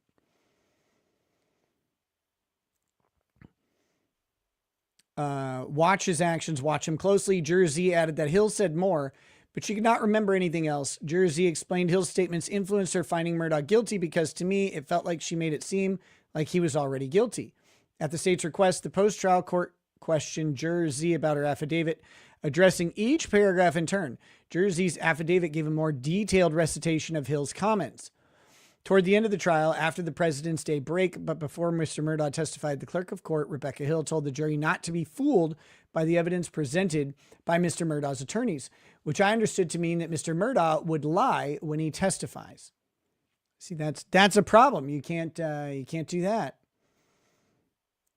She also instructed the jury to watch him closely immediately before he testified, including to look at his actions and to look at his movements, which I understood to mean he was guilty. He was guilty. And again, their perceived reactions, their idea of the impression that it had on them is irrelevant at this point. The rule states that if, effectively, if the court is making these comments and the jury hears them, that's it, because they can't determine whether or not they were actually influenced. Speaking of actual influence, again, thank you so much to the 24 new members so far today, a mix of gifted members and some voluntary memberships as well. Not everything is forced around here, just the jokes really. And just wanted to thank any of you guys who have joined up as members or have gifted memberships to the channel. Very cool to see people participate in that way and bring others into the fold, which sounds like something fat people do. Okay, here we go. Juror Z testified that when the jury began deliberations, Hill told the jury, "This shouldn't take us long." In addition to referencing Hill's statements, Juror Z averred in her affidavit, "I had questions about Mr. Murdaugh's guilt, but voted guilty because I felt pressured by the other jurors." After reviewing the affidavit, the post-trial court questioned Juror Z. "I asked you previously, was your verdict on March 2nd influenced in any way by communications from Becky Hill, the clerk of court? You answered that question, yes. In light of what you said in the affidavit, which is, I had questions about Mr. Murdaugh's guilt, but voted guilty because I felt pressured by the other jurors, is that answer that I just read a more accurate statement of how you felt?" Juror Z answered affirmatively. The post-trial court then asked if she stood by the affidavit, and she answered yes. Juror Z subsequently submitted an affidavit to clarify her testimony, in which she explained that she felt influenced to find Murdaugh guilty by Hill's remarks before she entered the jury room. And once deliberations began, she felt additional pressure from the other jurors to reach a guilty verdict. Although the post-trial court did not admit this affidavit, it accepted it as a proffer. Thus, the affidavit is part of the record before this court. And this is crazy. It's crazy that the trial court doesn't admit the affidavit, even though they asked her questions about that affidavit. Juror P testified that on the day Murdaugh was to take the stand, Hill made a comment to watch his body language. He denied Hill's comments influenced him in any way. Following Juror Z's testimony, the post-trial court informed the parties that the other jurors who were waiting for their turn to testify had tuned into the proceeding on court TV. The jurors either denied viewing the proceeding or, if they saw it, asserted it would not influence their testimony. Well, that's good, I guess. You're not supposed to do that, dummies. Okay, the remaining juror testified that they did not hear Hill make any comments about the case. They were not influenced by any comments Hill made. Following the juror's testimony, the state called Hill as a witness. Although Hill denied making most of the comments the jurors related, she admitted that on the day Murdaugh testified and within earshot of some jurors, she spoke to the bailiff about Murdaugh's decision to testify. She also stated that she gave the jurors a little talk, instructing them to pay attention and that the day was a big day. She denied attempting to influence the jury. It doesn't matter what you tried to do, you bitch. You can't do that. You cannot sit there and say this stuff to the jury. Keep your fucking mouth shut. Like everybody else says to you. In discussing her book, Behind the Doors of Justice. Mine would be The Back Door of Justice. Behind the Doors of Justice, the Murdaugh murders, Hill claimed literary license to explain some of the more dramatic passages.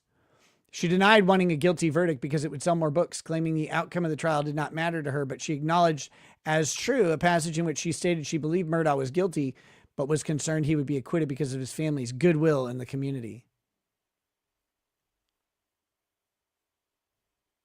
What is this? Gross. What are you talking about? So as her book's title suggests, it turns out Hill was quite busy behind the doors of justice, thwarting the integrity of the justice system she was sworn to protect and uphold. The book was pulled from publication because Hill plagiarized portions of it. So these judges, right, the Supreme Court of South Carolina writing this in there, they are nonplussed at this point. Oh, hey. This is cool. Ellen Sons says, stay hydrated, and sent it through Jules. So that means you must be watching in portrait mode, which is cool.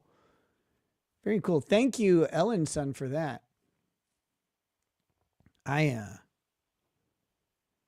those things don't show up the same way.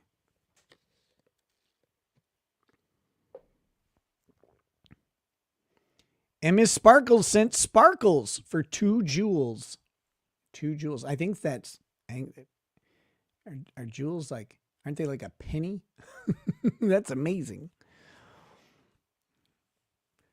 All these people are sending sparkles now. Make it sparkle. I don't know how that works. But that's cool. Thank you. I appreciate it. Okay, so here we go. The post-trial court also questioned Hill about the favors she granted the media. See, she's buying access, right? Like that's the trick. Buying access, or selling access, effectively. Hill denied allowing the press to view the exhibits, including the sealed exhibits. However, she subsequently pled guilty to perjury stemming from this denial. Although the post-trial court limited discussion of Juror 785, when the trial court dismissed Juror 785, she said her belongings left in the jury room included a dozen eggs, which another juror had brought her. She then became known as the egg juror, egg lady. I fucking want eggs so bad right now. Oh, God damn it. I'm hungry. Oh, hey, the purple one sent a high five. All these, there's a whole bunch of jewels lighting up the screen. I don't know what all that means, but I like it. I like it. So, okay, so this is Juror 785, whom the trial court dismissed on the day deliberations began for allegedly discussing the case with third parties.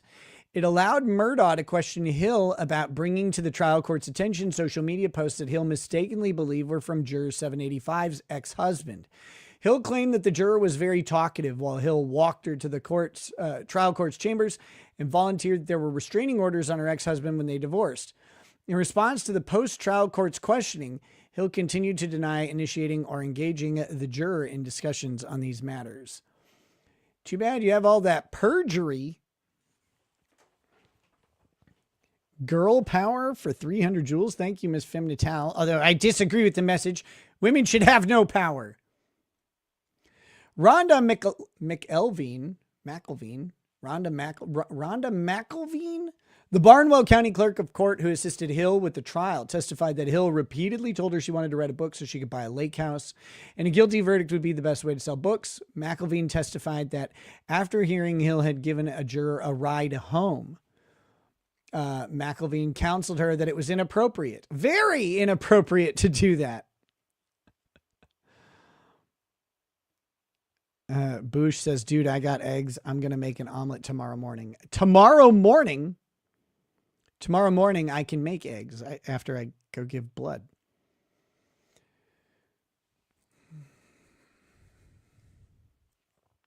Oh shit.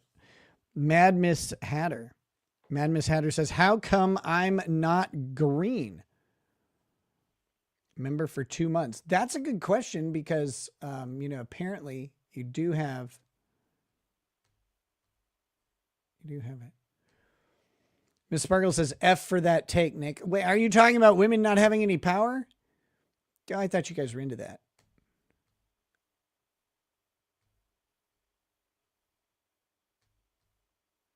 Sort of thing. Maybe I'm wrong. I don't know. Okay, here we go. She said it was inappropriate. And while Hill admitted she gave a juror a ride, she claimed the bailiff was with them and they did not discuss the case. As if the bailiff being with them is okay also. It's not. It's still not okay.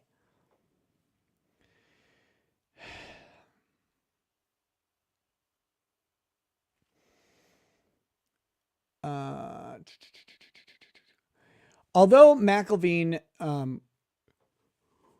at the hearing, Hill denied giving a juror a ride home. Like, this bitch is just sitting there lying the whole time. And of course, the court starts to see through that. Let's see.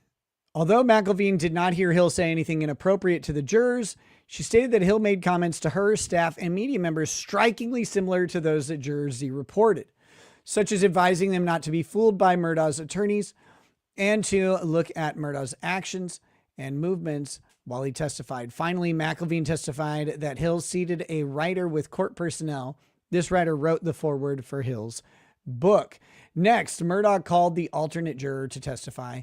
She described the incident in which Hill made her comments before Murdoch put up his case, stating that while the jurors were assembled in one of the two jury rooms or were standing in the hall, Hill stood at the doorway and told them, they're going to say things that will try to confuse you. Don't let them confuse you or convince you or throw you off. The alternate juror also testified that Hill told the jurors not to be nervous and don't be afraid to show your emotions because that's what they want to see. The alternate juror related she heard a court staff member say deliberations should not take long, but she could not remember who said it. All of this, of course, wildly inappropriate. Wildly inappropriate.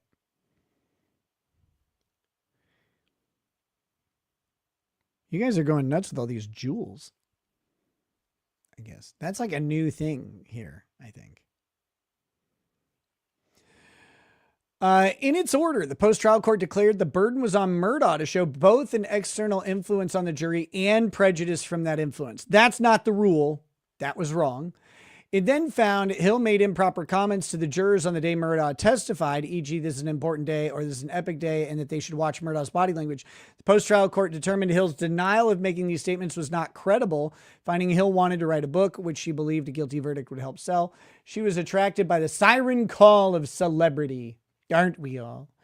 And she allowed for her desire for the public attention of the moment to overcome her duty to her oath of office and her oath as a witness. Next, the post-trial court found that these comments did not affect any juror's verdict. It explained Juror Z's assertions that Hill's comments affected her verdict, It explained Juror Z's assertions that Hill's comments affected her verdict were ambivalent, self-contradictory, and not credible, emphasizing Juror Z had acknowledged her statement in her affidavit that she had voted guilty due to pressure from other jurors was the more accurate statement. So the court's like, yeah, she thinks it was something else. So that's what it was. The post-trial court further found that Hill's comments were limited in subject and not overt as to opinion, were only heard by at most 3 jurors, and were made in a case with overwhelming and compelling evidence, and that the trial court's extensive instructions cured any effect from these comments, which, of course, judges have this thing in their head where they go, oh, well, if I make a clarifying statement, that will fix the problem. And they just think that they can magic words damn near everything. But you can't. You can't magic words reality, judges, if that is your real name. All right. The post-trial court concluded that while it found Murdaugh had failed to meet his burden to prove prejudice, any presumption of prejudice was overcome. It therefore denied Murdaugh's motion for a new trial. Murdaugh timely appealed to the Court of Appeals. This court certified the appeal of the denial of the motion for a new trial and subsequently consolidated it with the direct appeal. Okay, great, cool. Law and analysis.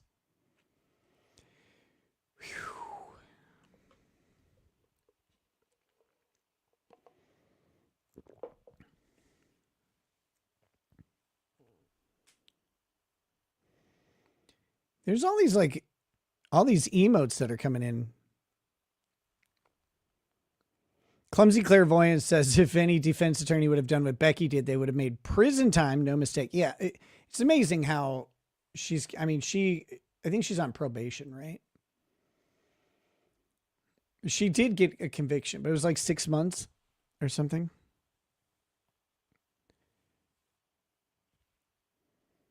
You want the pinned comment back at the top? No, I don't know about that. Law and analysis. I didn't change, I didn't put it down at the bottom. YouTube did. So you be mad at them, but I'm not going to change it back. I don't want to do that. Law and analysis. The Remmer presumption of prejudice. Murdaugh argues he was denied his constitutional right for a fair trial by an impartial jury free from outside influences. Excuse me. He asserts that following Remmer versus United States, prejudice should be presumed from Hill's comments to the jury and that the presumption is irrebuttable. In the alternative, he contends the state failed to rebut the presumption of prejudice. The state argues the jury convicted Murdaugh because he was obviously guilty and not because 3 jurors heard Hill's foolish and fleeting comments about his upcoming testimony.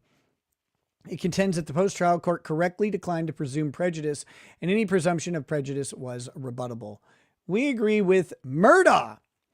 Prejudice is presumed from Hill's comments, and while the presumption is rebuttable, the state failed to overcome this presumption. Our federal and state constitutions guarantee a criminal defendant the right to a fair trial by an impartial jury. U.S. Constitution, 4th Amendment, blah, blah, blah, blah, blah. No right touches more the heart of fairness in a trial, the 6th Amendment, touches more the heart of fairness in a trial than the right to an impartial jury. This right can be infringed when a third party makes improper contact with the jury, for the right is meaningful only if the jury remains free from outside influence, including exposure to evidence or information that has not been introduced during the trial. To protect the right to an impartial jury in such cases, the Supreme Court of the United States created a rebuttable presumption of prejudice, the Remmer presumption, elucidating. It's vocab day from the South Carolina Supreme Court. Any private communications, contact, or tampering directly or indirectly with a juror during a trial about a matter pending before the jury is, for obvious reasons, deemed presumptively prejudicial, if not made in pursuance of known rules of the court and the instructions and directions of the court made during the trial with full knowledge of the parties. The presumption is not conclusive, but the burden rests heavily upon the government to establish, after notice to and hearing of the defendant, that such contact with the juror was harmless to the defendant, which is really tough. Really tough to do. Because again, it's impossible to say how much a particular statement made about a defendant by court staff could influence a juror. It's impossible to know. The United States Court of Appeals for the Fourth Circuit noted that in addition to the presumption of prejudice, Remmer established a separate but related requirement that a defendant be entitled to a hearing when the defendant presents a credible allegation of communications or contact between a third party and a juror concerning the matter pending before the jury. The Fourth Circuit established a 3-step test for considering extrajudicial contacts with the jury. The party who is attacking the verdict bears the initial burden of introducing competent evidence that the extrajudicial communications or contacts were more than innocuous interventions. If this minimal standard is satisfied, the Remmer 1 presumption is triggered automatically. The burden then shifts to the prevailing party to prove that there exists no reasonable possibility that the jury's verdict was influenced by an improper communication. And again, how do you do that? How can you do that? The one way would be if the only people hearing it were alternates who then did not deliberate, right? Like, I guess that could be it. But if a live juror heard it, it's done. Fourth Circuit further provided that in determining whether the extrajudicial contact was innocuous, whether it triggered the presumption, the court considers whether there was any private communication, any private contact, any tampering, directly or indirectly, with a jury during trial about the matter before the jury. An unauthorized contact between a third party and the juror concerns the matter pending before the jury when it is of such a character as to reasonably draw into question the integrity of the verdict. Once the Remmer presumption is triggered, the state bears the heavy burden of proving there is no reasonable possibility that the verdict was affected by the contact. The court must examine the entire picture, including the factual circumstances and the impact of the juror, on the juror. In determining whether the state met its burden of rebutting the Remmer presumption, courts consider a variety of factors such as the extent of the improper communication, the extent to which communication was discussed and considered by the jury, the type of information communicated by timing of the exposure, and the strength of the state's case. Citing United States versus Basham, quote, relevant factors to be considered in determining whether outside influences have affected the jury and the number of jurors exposed, the weight of the evidence properly before the jury, and the likelihood that the curative measures were effective in reducing the prejudice. So again, curative measures in this case didn't even happen. Well, I mean, I guess they say that there were some instructions given, prior to the verdict. But to me, the curative measures are such a bullshit thing that the courts do. It's like, oh, sorry that your rights got fucked. But I have an instruction, a curative instruction. It's going to help you out. Like, oh, okay, thanks. My rights got fucked over though. And they're like, yeah, but I said to the jury that they don't need to pay attention to it. Speaking of that. The fuck knows, man. Where's my locals keychain? Gotta pay the piper. Anime sucks. Cope and Sneed. Locals keychain? Shit, my super tip window needs to be adjusted. 1 second. I had adjusted it before getting forcibly removed from, from the stream earlier. Sorry. Okay. That fixed that, I think. Oh man, I clipped off a good toenail. It's floss now.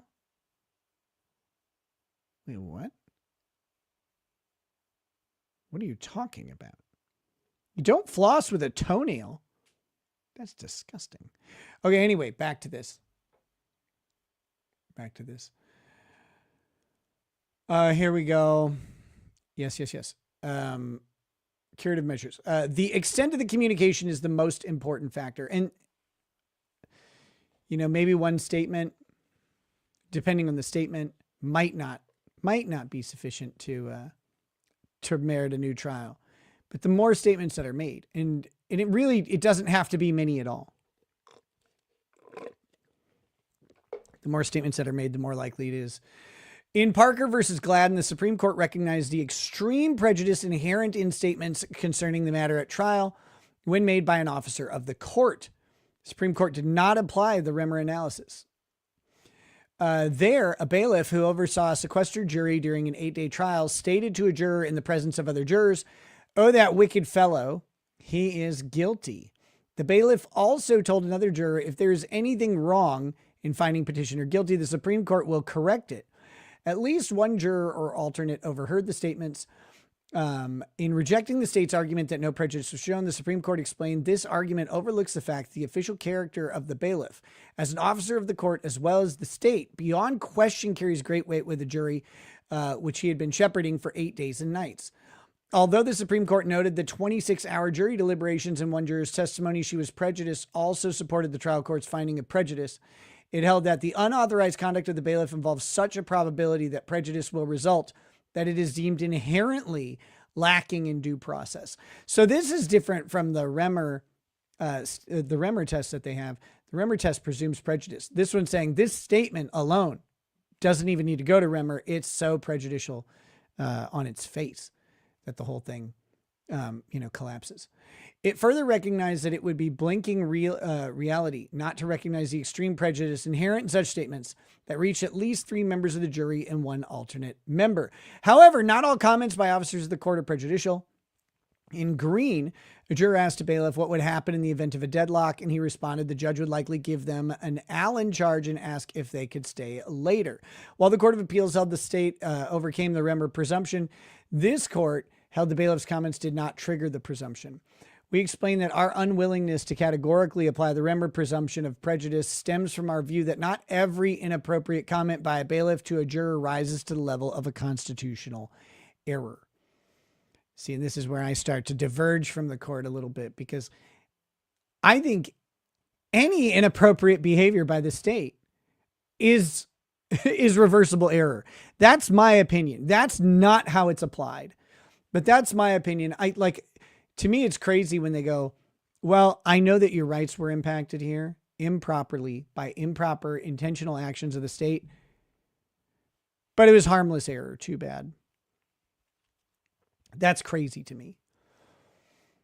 As the Fourth Circuit recognized, there's a split among the circuits regarding the issue whether the Remmer presumption has survived intact following the Supreme Court's decisions in Smith versus Phillips and U.S. versus Olano, U.S. versus Lawson. Collecting cases and recognizing a split, blah, blah, blah, blah, blah. In Phillips, the Supreme Court declined to impute bias to a juror who applied for a job in the prosecutor's office during the trial. What? During the trial? Just wait. Holy shit. Here we go. Coding ATC says, just got home from the ER. My kid decided to double up strep and influenza. Now I get to hear my favorite lawyer. Oh, hey, cool. Welcome. Sorry that you have some shitty circumstances going on. Sick kids sucks. Kids sick with something real like influenza or strep, those things. That sucks more. But having both of those, all of that happening at the same time. Fuck that. Okay, so here we go. In Phillips, the Supreme Court decided to him, who applied for a job at the prosecutor's office during trial. That has me tickled. That has me tickled. C. Phillips. Wait. In reversing the grant of federal habeas relief, the Supreme Court declared that the remedy for allegations of juror partiality is a hearing in which the defendant has the opportunity to prove actual bias. The court explained that due process does not require a new trial every time a juror has been placed in a potentially compromising situation.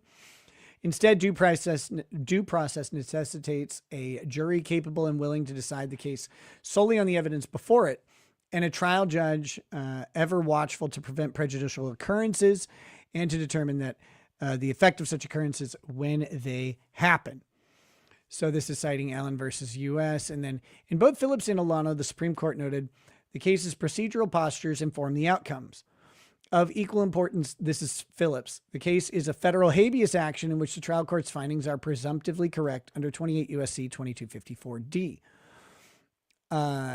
Olano says, applying plain error standard because Olano did not object to the alternate juror's presence at the jury room. The Court of Appeals should correct a plain forfeited error affecting substantial rights if the error seriously affects the fairness, integrity, or public reputation of the judicial proceeding. So they're saying in this case, they didn't object effectively. They didn't object at the right time.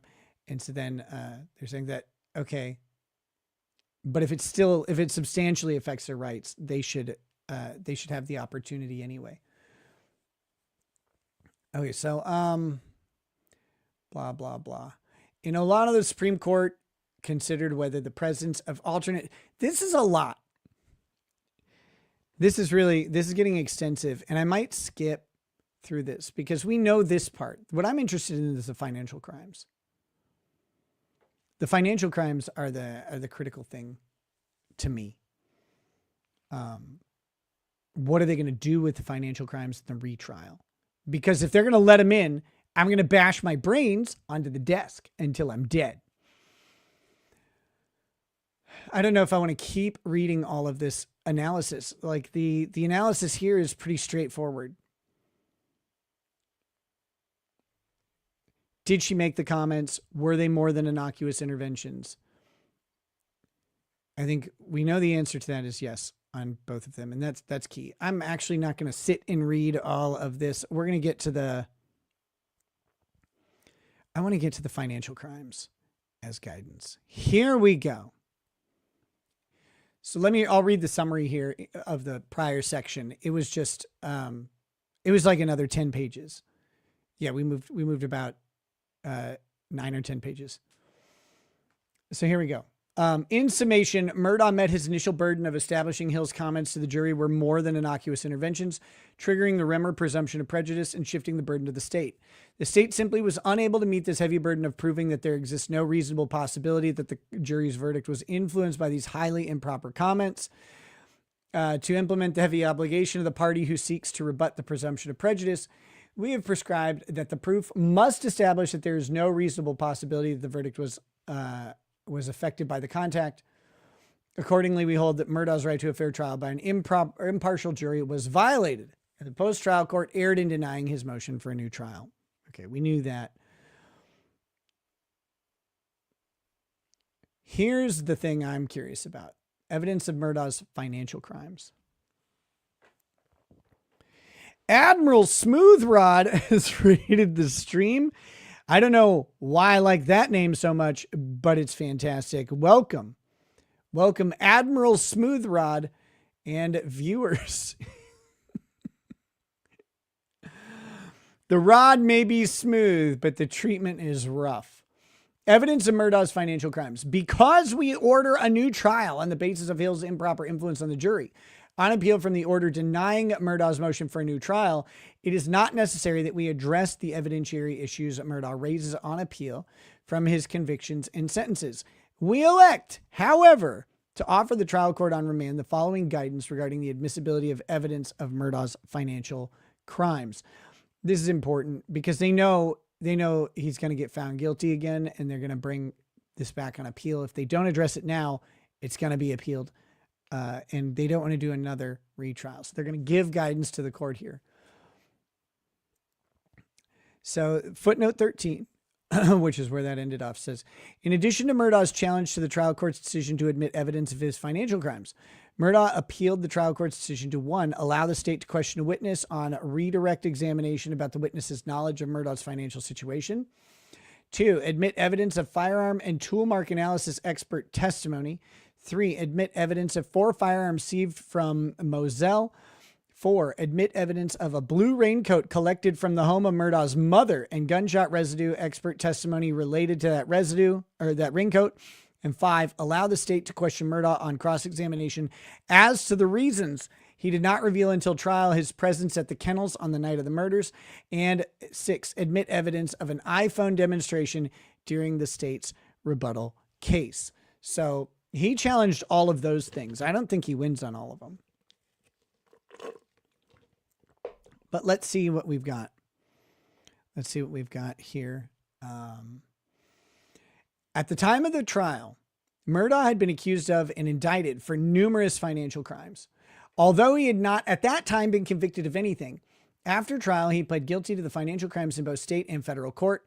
He was sentenced to a concurrent 27 years in state prison and 40 years in federal prison.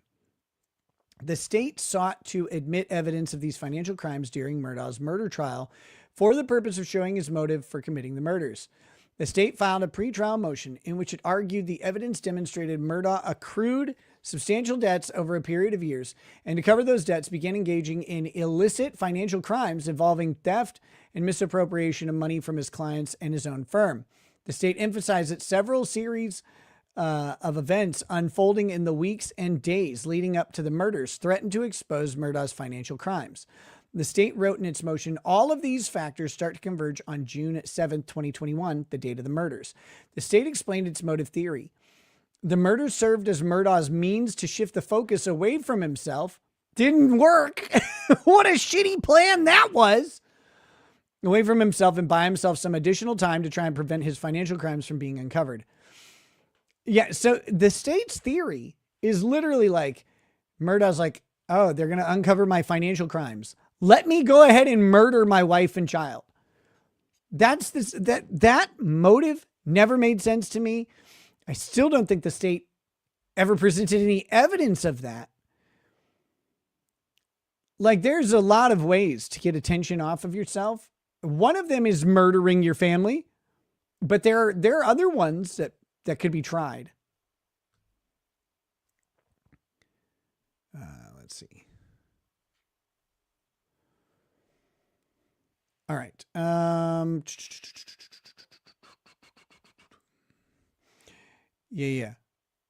The state also stressed Murdaugh's attempts to cover his financial misdeeds as the murders, after the murders, to support its theory of motive. That motive never made sense. The theory never made sense. Murdaugh filed a memorandum arguing the financial crimes evidence should be excluded under Rules 402, 403, 404B, the South Carolina Rules of Evidence. The trial court conducted a lengthy pretrial hearing, but declined to rule on the admissibility of the financial crimes evidence at the time. That's because that judge sucked. Oh, God.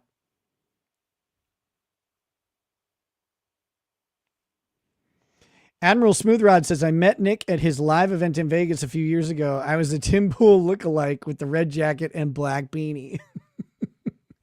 Cool, man. Good to see you here. I don't remember a lot of that of it. Like, oh, I was really drunk for a lot of it. And then I think I was probably on drugs. I'm going to guess that I was probably on drugs at the time. Okay, here we go. During various breaks in the course of the trial, the state presented the testimony of 8 witnesses regarding Murdaugh's financial crimes outside the presence of the jury. After hearing this testimony and the arguments of both sides, the trial court found all evidence of financial crimes that may likely have led to a motive or lend itself to a motive for the crime committed was admissible. The trial court stated the jury was entitled to consider whether the apparent desperation of Mr. Murdaugh, because of his dire financial situation, threat of being exposed for committing the crimes for which he was later charged with, resulted in the commission of the alleged crimes. The trial court also found the evidence of other crimes is admissible and its non-propensity is admissible, and its non-propensity as it does not suggest to the jury that the defendant has a tendency to commit murder. I specifically find that these other crimes will not lure the jury in declaring guilt on a different ground than this specific charge, which is nuts. That is a fucking sick, insane statement. That's the judge saying that all of these financial crimes and showing him to be generally a scumbag, that those don't show that he's likely to commit murder. Therefore, they can come in. Crazy fucking statement when you think about it in that way.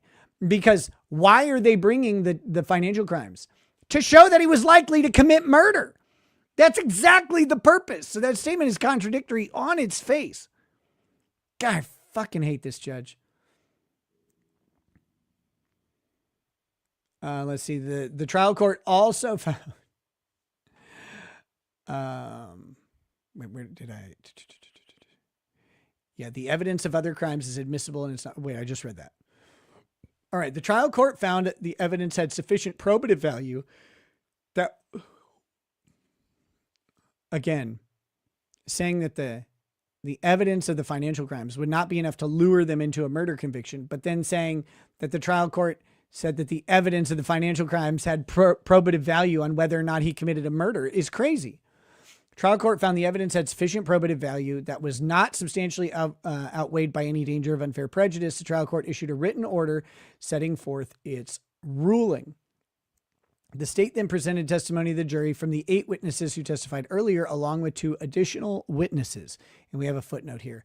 The 8 witnesses who testified outside the jury's presence were Janine Seckinger, the chief financial officer of Murdaugh's law firm; Michael Gunn, that guy sounds like the murderer to me; Michael Gunn, a principal in Forge Consulting LLC; attorney Chris Wilson, Murdaugh's friend and his co-counsel in several cases; Jan Malinowski, who succeeded Russell Lafitte, Murdaugh's co-defendant and co-conspirator in the financial crimes, as president of Palmetto State Bank; Michael Tony Statterfield, the son of Murdaugh's housekeeper Gloria Statterfield; Carson Burney, a forensic accountant in the Attorney General's office; attorney Mark Tinsley, Murdaugh's former friend and opposing counsel in a civil lawsuit involving a 2019 boat wreck in which Murdaugh was personally named as a defendant; and attorney Ronnie Crosby, Murdaugh's former law partner. The additional witnesses were Annette Griswold, Murdaugh's former paralegal, and Natasha Moody, a consumer resolution associate at Bank of America. Holy shit, that is a lot. Even reading that was long and boring.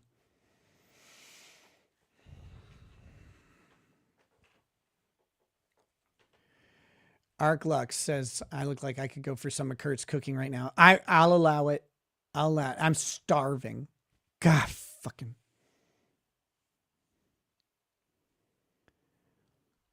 Admiral Smooth-Rod says, I know you don't remember that, lol. I was hanging with Dick for most of the night. Catch you later, man. Have fun cleaning baby bottles. Congrats on that, I think. Okay, so here we go. Back to this. Through these witnesses, the state proved Murdaugh committed a wide-ranging financial crimes over numerous years in several general categories. Well, that's cool, but that wasn't the charge in this case. Including the following: Murdaugh stole money from his clients by billing personal expenses to them under the guise of those expenses being costs associated with their cases. I think that happens in the legal field probably more than people want to admit. 2, Murdaugh stole money from his law firm by instructing law firm employees to make checks payable to Palmetto State Bank, whose then chief executive officer, Russell Lafitte, enabled Murdaugh to convert the funds for his personal use. Murdaugh stole money from his clients and his law firm by instructing law firm employees to make checks payable to Forge, a fake account Murdaugh created to imitate the legitimate Forge Corporation or Forge Consulting LLC firm that Murdaugh then deposited and used for personal expenses. And Murdaugh stole money from Tony Statterfield by filing an insurance claim in relation to his mother, Gloria Statterfield's death, and collecting the insurance proceeds for personal use instead of providing the proceeds to Tony and Gloria's other son. Asshole move. What a shitbag.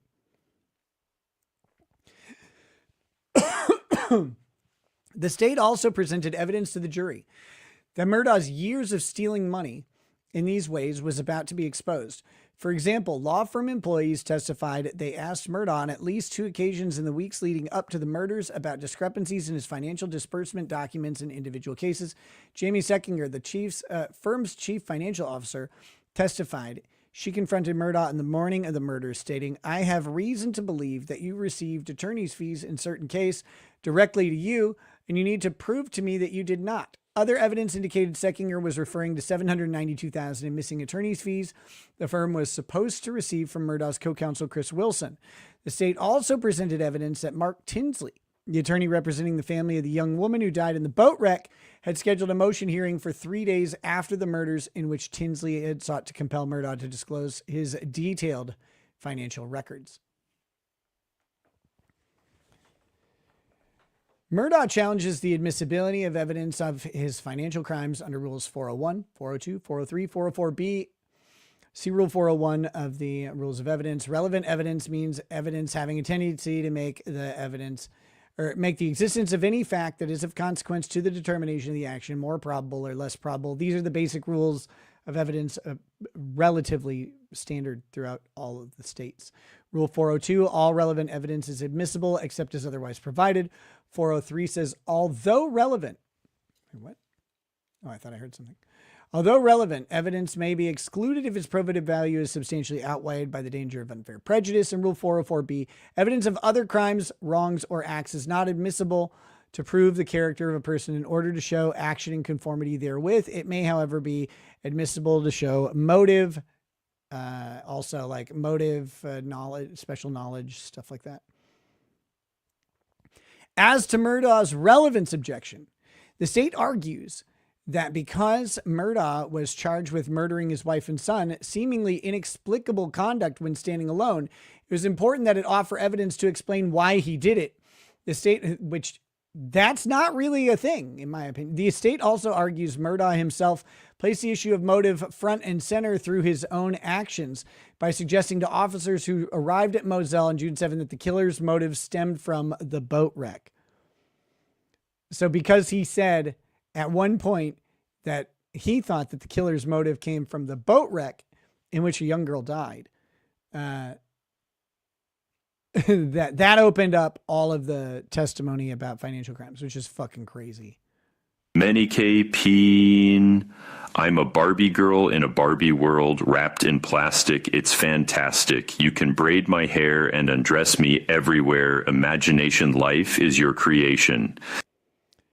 Okay. Thank you for that, Boosh. I'll be calling your therapist now. Much appreciated, brother. Just kidding. I'm not going to call your therapist. I mean, is he handsome? As to Murdaugh's relevance objection, the state argues that because Murdaugh was charged with murdering his wife and son. Oh, yeah. I just read that one. We agree with the state that evidence of Murdaugh's financial crimes made the state's theory of motive more probable. Oh, shit. Well, see, State v. White, the test for relevancy is not stringent and its standard is not difficult to vault. Indeed, evidence that carries the probative weight of a feather tips a balanced scale and assists a jury in arriving at the truth of the issue. So you just have to show any relevance to it at all.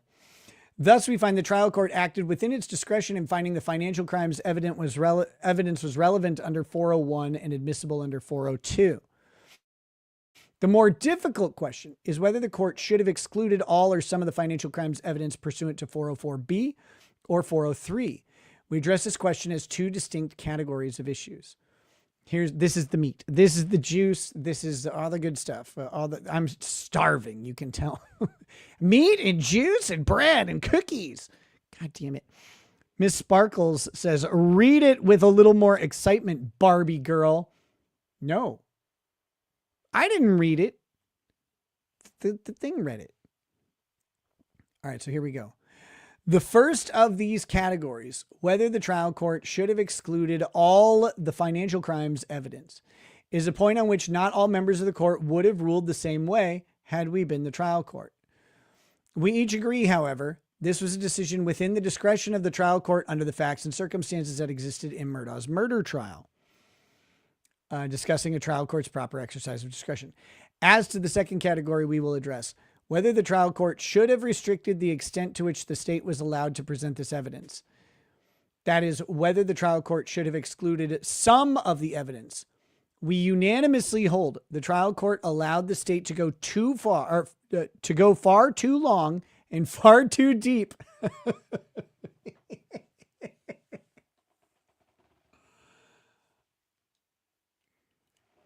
That's how we do it in South Carolina. We go way too far and way too deep. Okay. God damn it. Now I lost my spot because that was funny to me. Yeah, far too long and far too deep into aspects of Murdaugh's financial crimes that were not probative of the state's theory of motive, which gave rise to considerable danger of unfair prejudice and therefore should have been excluded. As to whether the trial court should have excluded all evidence of Murdaugh's financial crimes, we have discussed the principles applicable when a trial court is asked to exclude evidence or of other crimes in numerous cases, and no further elaboration of those principles is necessary here. So they backed out of that one. Quoting State versus Galloway, Evidence of other crimes, wrongs, or acts may not be admitted for the purposes of proving the character of a person in order to show action in conformity therewith. Quoting State versus Perry, the rule is often stated in terms of propensity. State versus Benton, propensity evidence is admissible if offered for some purpose other than to show the accused is a bad person or if he acted in conformity with his prior convictions. The state must show a logical connection between the other crime and the crime charged, such that evidence of other crimes reasonably tends to prove a material fact or issue. Even if prior bad acts evidence falls within an exception, it must be excluded if its probative value is substantially outweighed by the danger of unfair prejudice to the defendant. I love how they say, we don't need to say anything. Here's a bunch of stuff we already said. Thanks for the help, guys. As to Rule 404B, the difficulty lies in the application of these principles to the facts and circumstances of any individual case. Here, the trial court correctly understood the applicable principles of law and thoughtfully applied those principles to the facts and circumstances before it. The trial court explained its view of the logical connection between the financial crimes and Murdaugh's motive. The state's argument that it presented a valid theory of motive and Murdaugh's response that the fabricated motive theory is illogical, implausible, and not supported by the evidence was not a dispute for the trial court to resolve by making this evidentiary ruling. That was for the jury. The trial court's job, see that they're going to let it in. The trial court's job was to determine in its discretion whether the state's theory of motive was reasonably plausible, and if so, whether the evidence the state presented could reasonably support the theory. We agree with the state that under the facts and circumstances in existence in Murdaugh's first trial, the trial court acted within its discretion in deciding not to exclude the evidence under Rule 404B. Guys, I hurt. My tummy is so hungry. Fuck. Oh, God, I hate doctors. As to Rule 403, the trial court balanced the probative value of the evidence against its potential for unfair prejudice and concluded the probative value was not substantially outweighed by any unfair prejudice. The trial court specifically found Murdaugh's commission of the financial crimes does not suggest to the jury that the defendant has a tendency to commit murder. Remember, it's not that he did commit murder. It's that he has a tendency to commit murder. Those are different things. That's not a joke. As we will discuss below, we find considerable unfair prejudice in allowing the state to go as far and deep into detail as it did. However, we hold the trial court acted within its discretion in admitting some evidence of Murdaugh's financial crimes. So when a trial court's thought process of applying sound principles of law to the court's view of the facts and circumstances is evident in the record of proceedings in a hearing, the appellate court will defer to the trial court's exercise of discretion, even when the judges on the appellate court might have made the decision differently. This interestingly parallels what we've been talking about in other cases with the reasonable person standard or reasonable, would someone come to this conclusion that reasonably, it's a reasonable outcome. Just because they would have decided differently doesn't mean that the other judge's decision is wrong or unreasonable. And that's something that gets hard to follow in the law. And it's hard to deal with, like, from a principled matter, because you get really pissed off, like, if, you find a judge who says, oh, this is the reasonable outcome, right? And you're like, well, that's it then. And then another judge comes along and decides the opposite of what you want, even though that judge would have decided differently. And you're like, well, how's that fair? That seems like an unfair standard. A non-standard, really. We emphasize, however, the trial court should have limited the state's presentation of this evidence. We illustrate this point with an example from the direct examination of Tony Satterfield. Why were you the personal representative and not your brother? Because my brother is a vulnerable adult and he has a disability. Can you repeat those words for me? Like, this is obviously prejudicial. The state knew it too. That my brother, he's a vulnerable adult and he's not able to function as a normal human being to deal with stuff like that. He's a vulnerable adult. Yes. How do we know he's a vulnerable adult? He's arguing with me on Twitter, probably. So this particular, my brother's a tard. God damn it. This particular testimony had zero probative value as to Murdaugh's motive for the murders, and obviously high potential for unfair prejudice, as it portrays Murdaugh as a man who preys on vulnerable victims. I mean, he does. That's true. Although relevant, evidence may be excluded if its probative value is substantially outweighed by the danger of unfair prejudice. Much of the additional details the state presented as to Murdaugh's financial crimes had little or no probative value for the purpose of establishing Murdaugh's motive. The state's theory of motive centers on the point that his financial crimes were about to be exposed and he needed time. The fact he committed some of those crimes against a vulnerable adult adds nothing to the theory.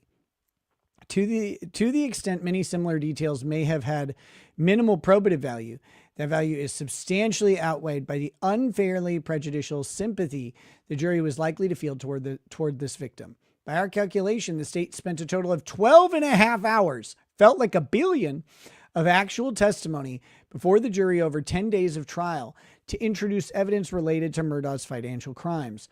We are convinced the state could have effectively presented evidence to support its motive theory in a fraction of that time. I agree. Holy shit, watching through that and having to watch through it twice was awful. Awful. By holding the trial court in this case acted within its discretion in admitting some evidence of Murdaugh's financial crimes, we certainly do not intend to require the evidence to be admitted on a retrial. As is often the case, the facts and circumstances on retrial may be materially different from those presented in the initial trial. Thus, the trial court on remand must do as the trial court did here, carefully and thoughtfully apply correct principles of law to the facts and circumstances before it. We do intend to require, however, that if the trial court decides to admit evidence of Murdaugh's financial crimes on retrial, the state must complete its introduction of that evidence efficiently without the lengthy presentation of inflammatory details with little to no probative value that was permitted in the first trial. So we're going to get the financial crimes again. The good news is at the first trial, one of the things that made it suck was they presented the financial crimes. Then they had to present them again before the jury, right? They presented it to the court and then to the jury. That took forever. Hearing it twice. What is this? What, Boosh, what is it? What are you doing? Ne mettez pas de graisse de bacon sur ma lunette de toilette. Je ne me suis pas douché depuis 36 jours. Don't put bacon on my toilet seat. I have not bathed in 36 days. Pierre Escargot, Petit Pin. Why haven't you bathed in 36 days? That's disgusting. That's horrifying, actually. I hope you get banned from life.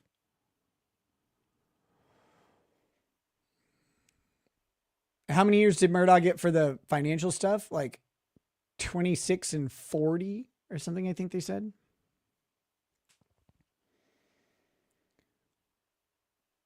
Okay, so yeah, they are going to let the financial stuff in, but significantly less of it. Like last time, it was this huge amount of time that was devoted to it. Like a week of testimony or maybe 2 weeks. And then we had to have it again. So at the conclusion, as the Fourth Circuit declared, the Remmer presumption is alive and well. It served to protect the right to a fair trial by an impartial jury for all defendants. Here, Hill, the Colleen County Clerk of Court, egregiously attacked Murdaugh's credibility and his defense, thus triggering the presumption of prejudice, which the state was unable to rebut. As noted at the outset, Hill's shocking jury interference was accomplished outside the presence and knowledge of the outstanding trial judge. Oh, God!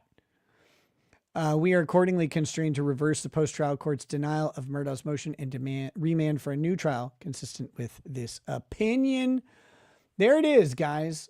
There it is. I know that was long and hard, but it was important to get through.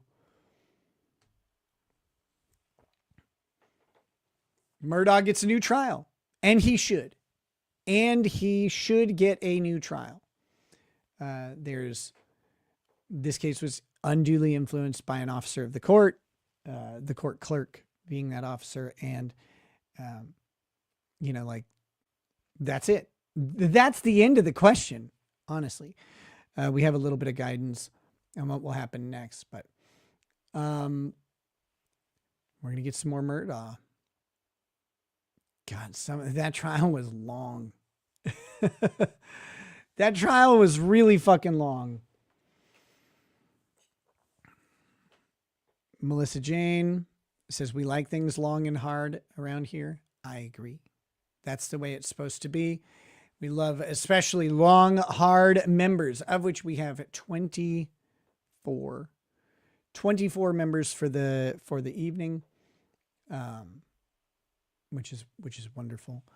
We're probably, I think I'm going to wrap up pretty soon.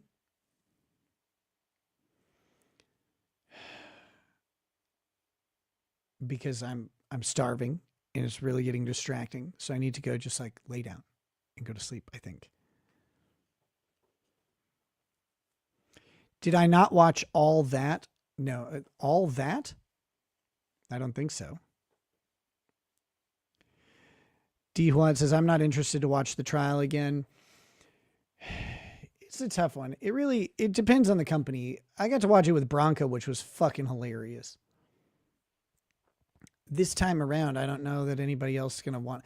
It's so much time. Trials take so much time.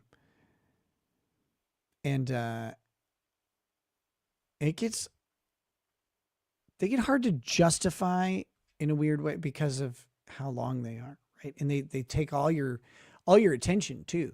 It's not just that you have to watch the trial. It's that it becomes kind of the only thing that you can cover. Can we have a new judge? I can't imagine that other judge is still alive. He was 230 years old already.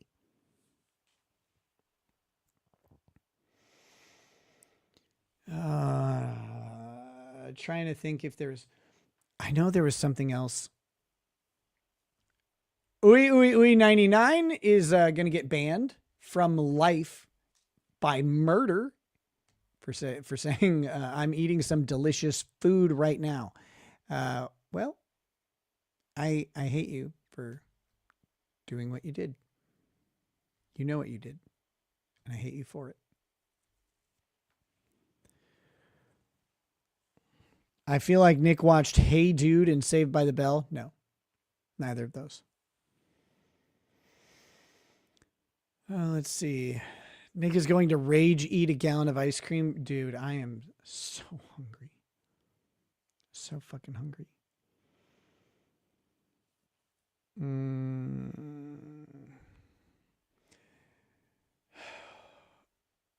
Okay, so what else is going on out there? I'm trying to think. My brain is literally like struggling to think of things because I'm just so damn hungry. You're starving with me? Good. Good. We need a starving army. I think I should probably wrap it up. All right. I have not been streaming a lot lately. That hopefully I think is about to change because the kids are going to be out of school, which is great. And then that's going to free up a lot of my time. The weird thing is, it's not about the time necessarily. It's about when the shit I have to do it comes up. Because, right, it's like, well, if you only have if you have to drive 15 minutes each way, well, that's like 30 minutes. Okay, cool. But if you have to drive 15 minutes each way and then 15 minutes each way an hour later, or an hour and a half later, or even 2 hours later, it makes it hard to get a live stream in there. And so as the schedule's all going to tame down, which is really good as people settle into summer, and that'll free up a lot of time. And the afternoon or evening activities and stuff, those are reducing down.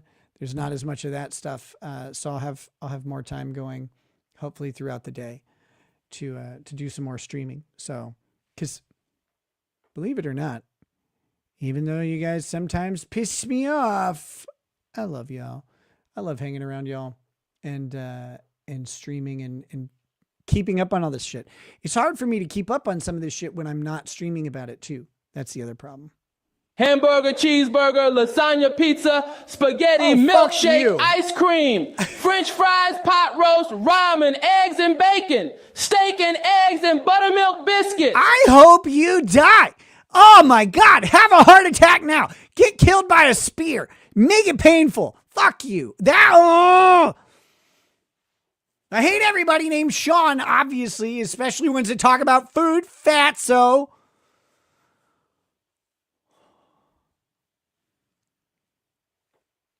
Holy shit.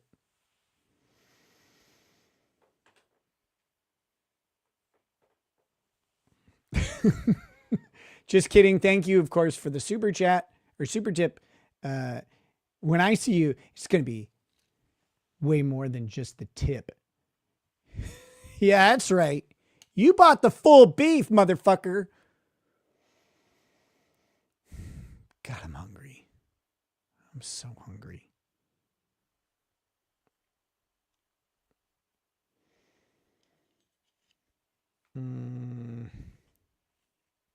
More rape threats. No, rape promises. Get it right. Let's see. All right, guys. We've gone 3 hours. I'm going to go ahead and wrap it up for the night. And I'll should be seeing you tomorrow. Should be seeing you tomorrow, and we'll do some streaming. I'm so hungry. Like I need to go try and fall asleep. I don't know how I'm gonna do it.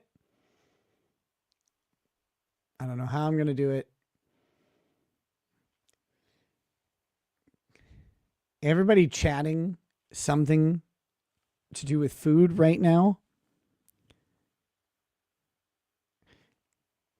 I hate you.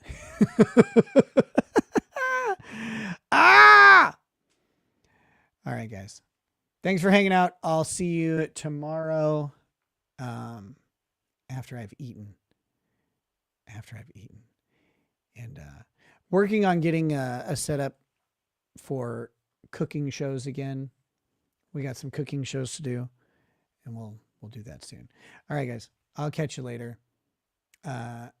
Thanks again for the memberships and all the chats and stuff that you guys sent in. You guys are always awesome. And we'll catch you next time. Have a good night. Peace. So pour out an odd bag about more of that bright. Spirits glow as the ones who get unemployed. So pour out a glass for the tea. Post on Twitter as we hear Lost Painting tonight. From the white shores of Nam to the hills of Glenlivet, there's no one who explains the poem better than Nick. So pour out a glass for the ones who have passed to make the love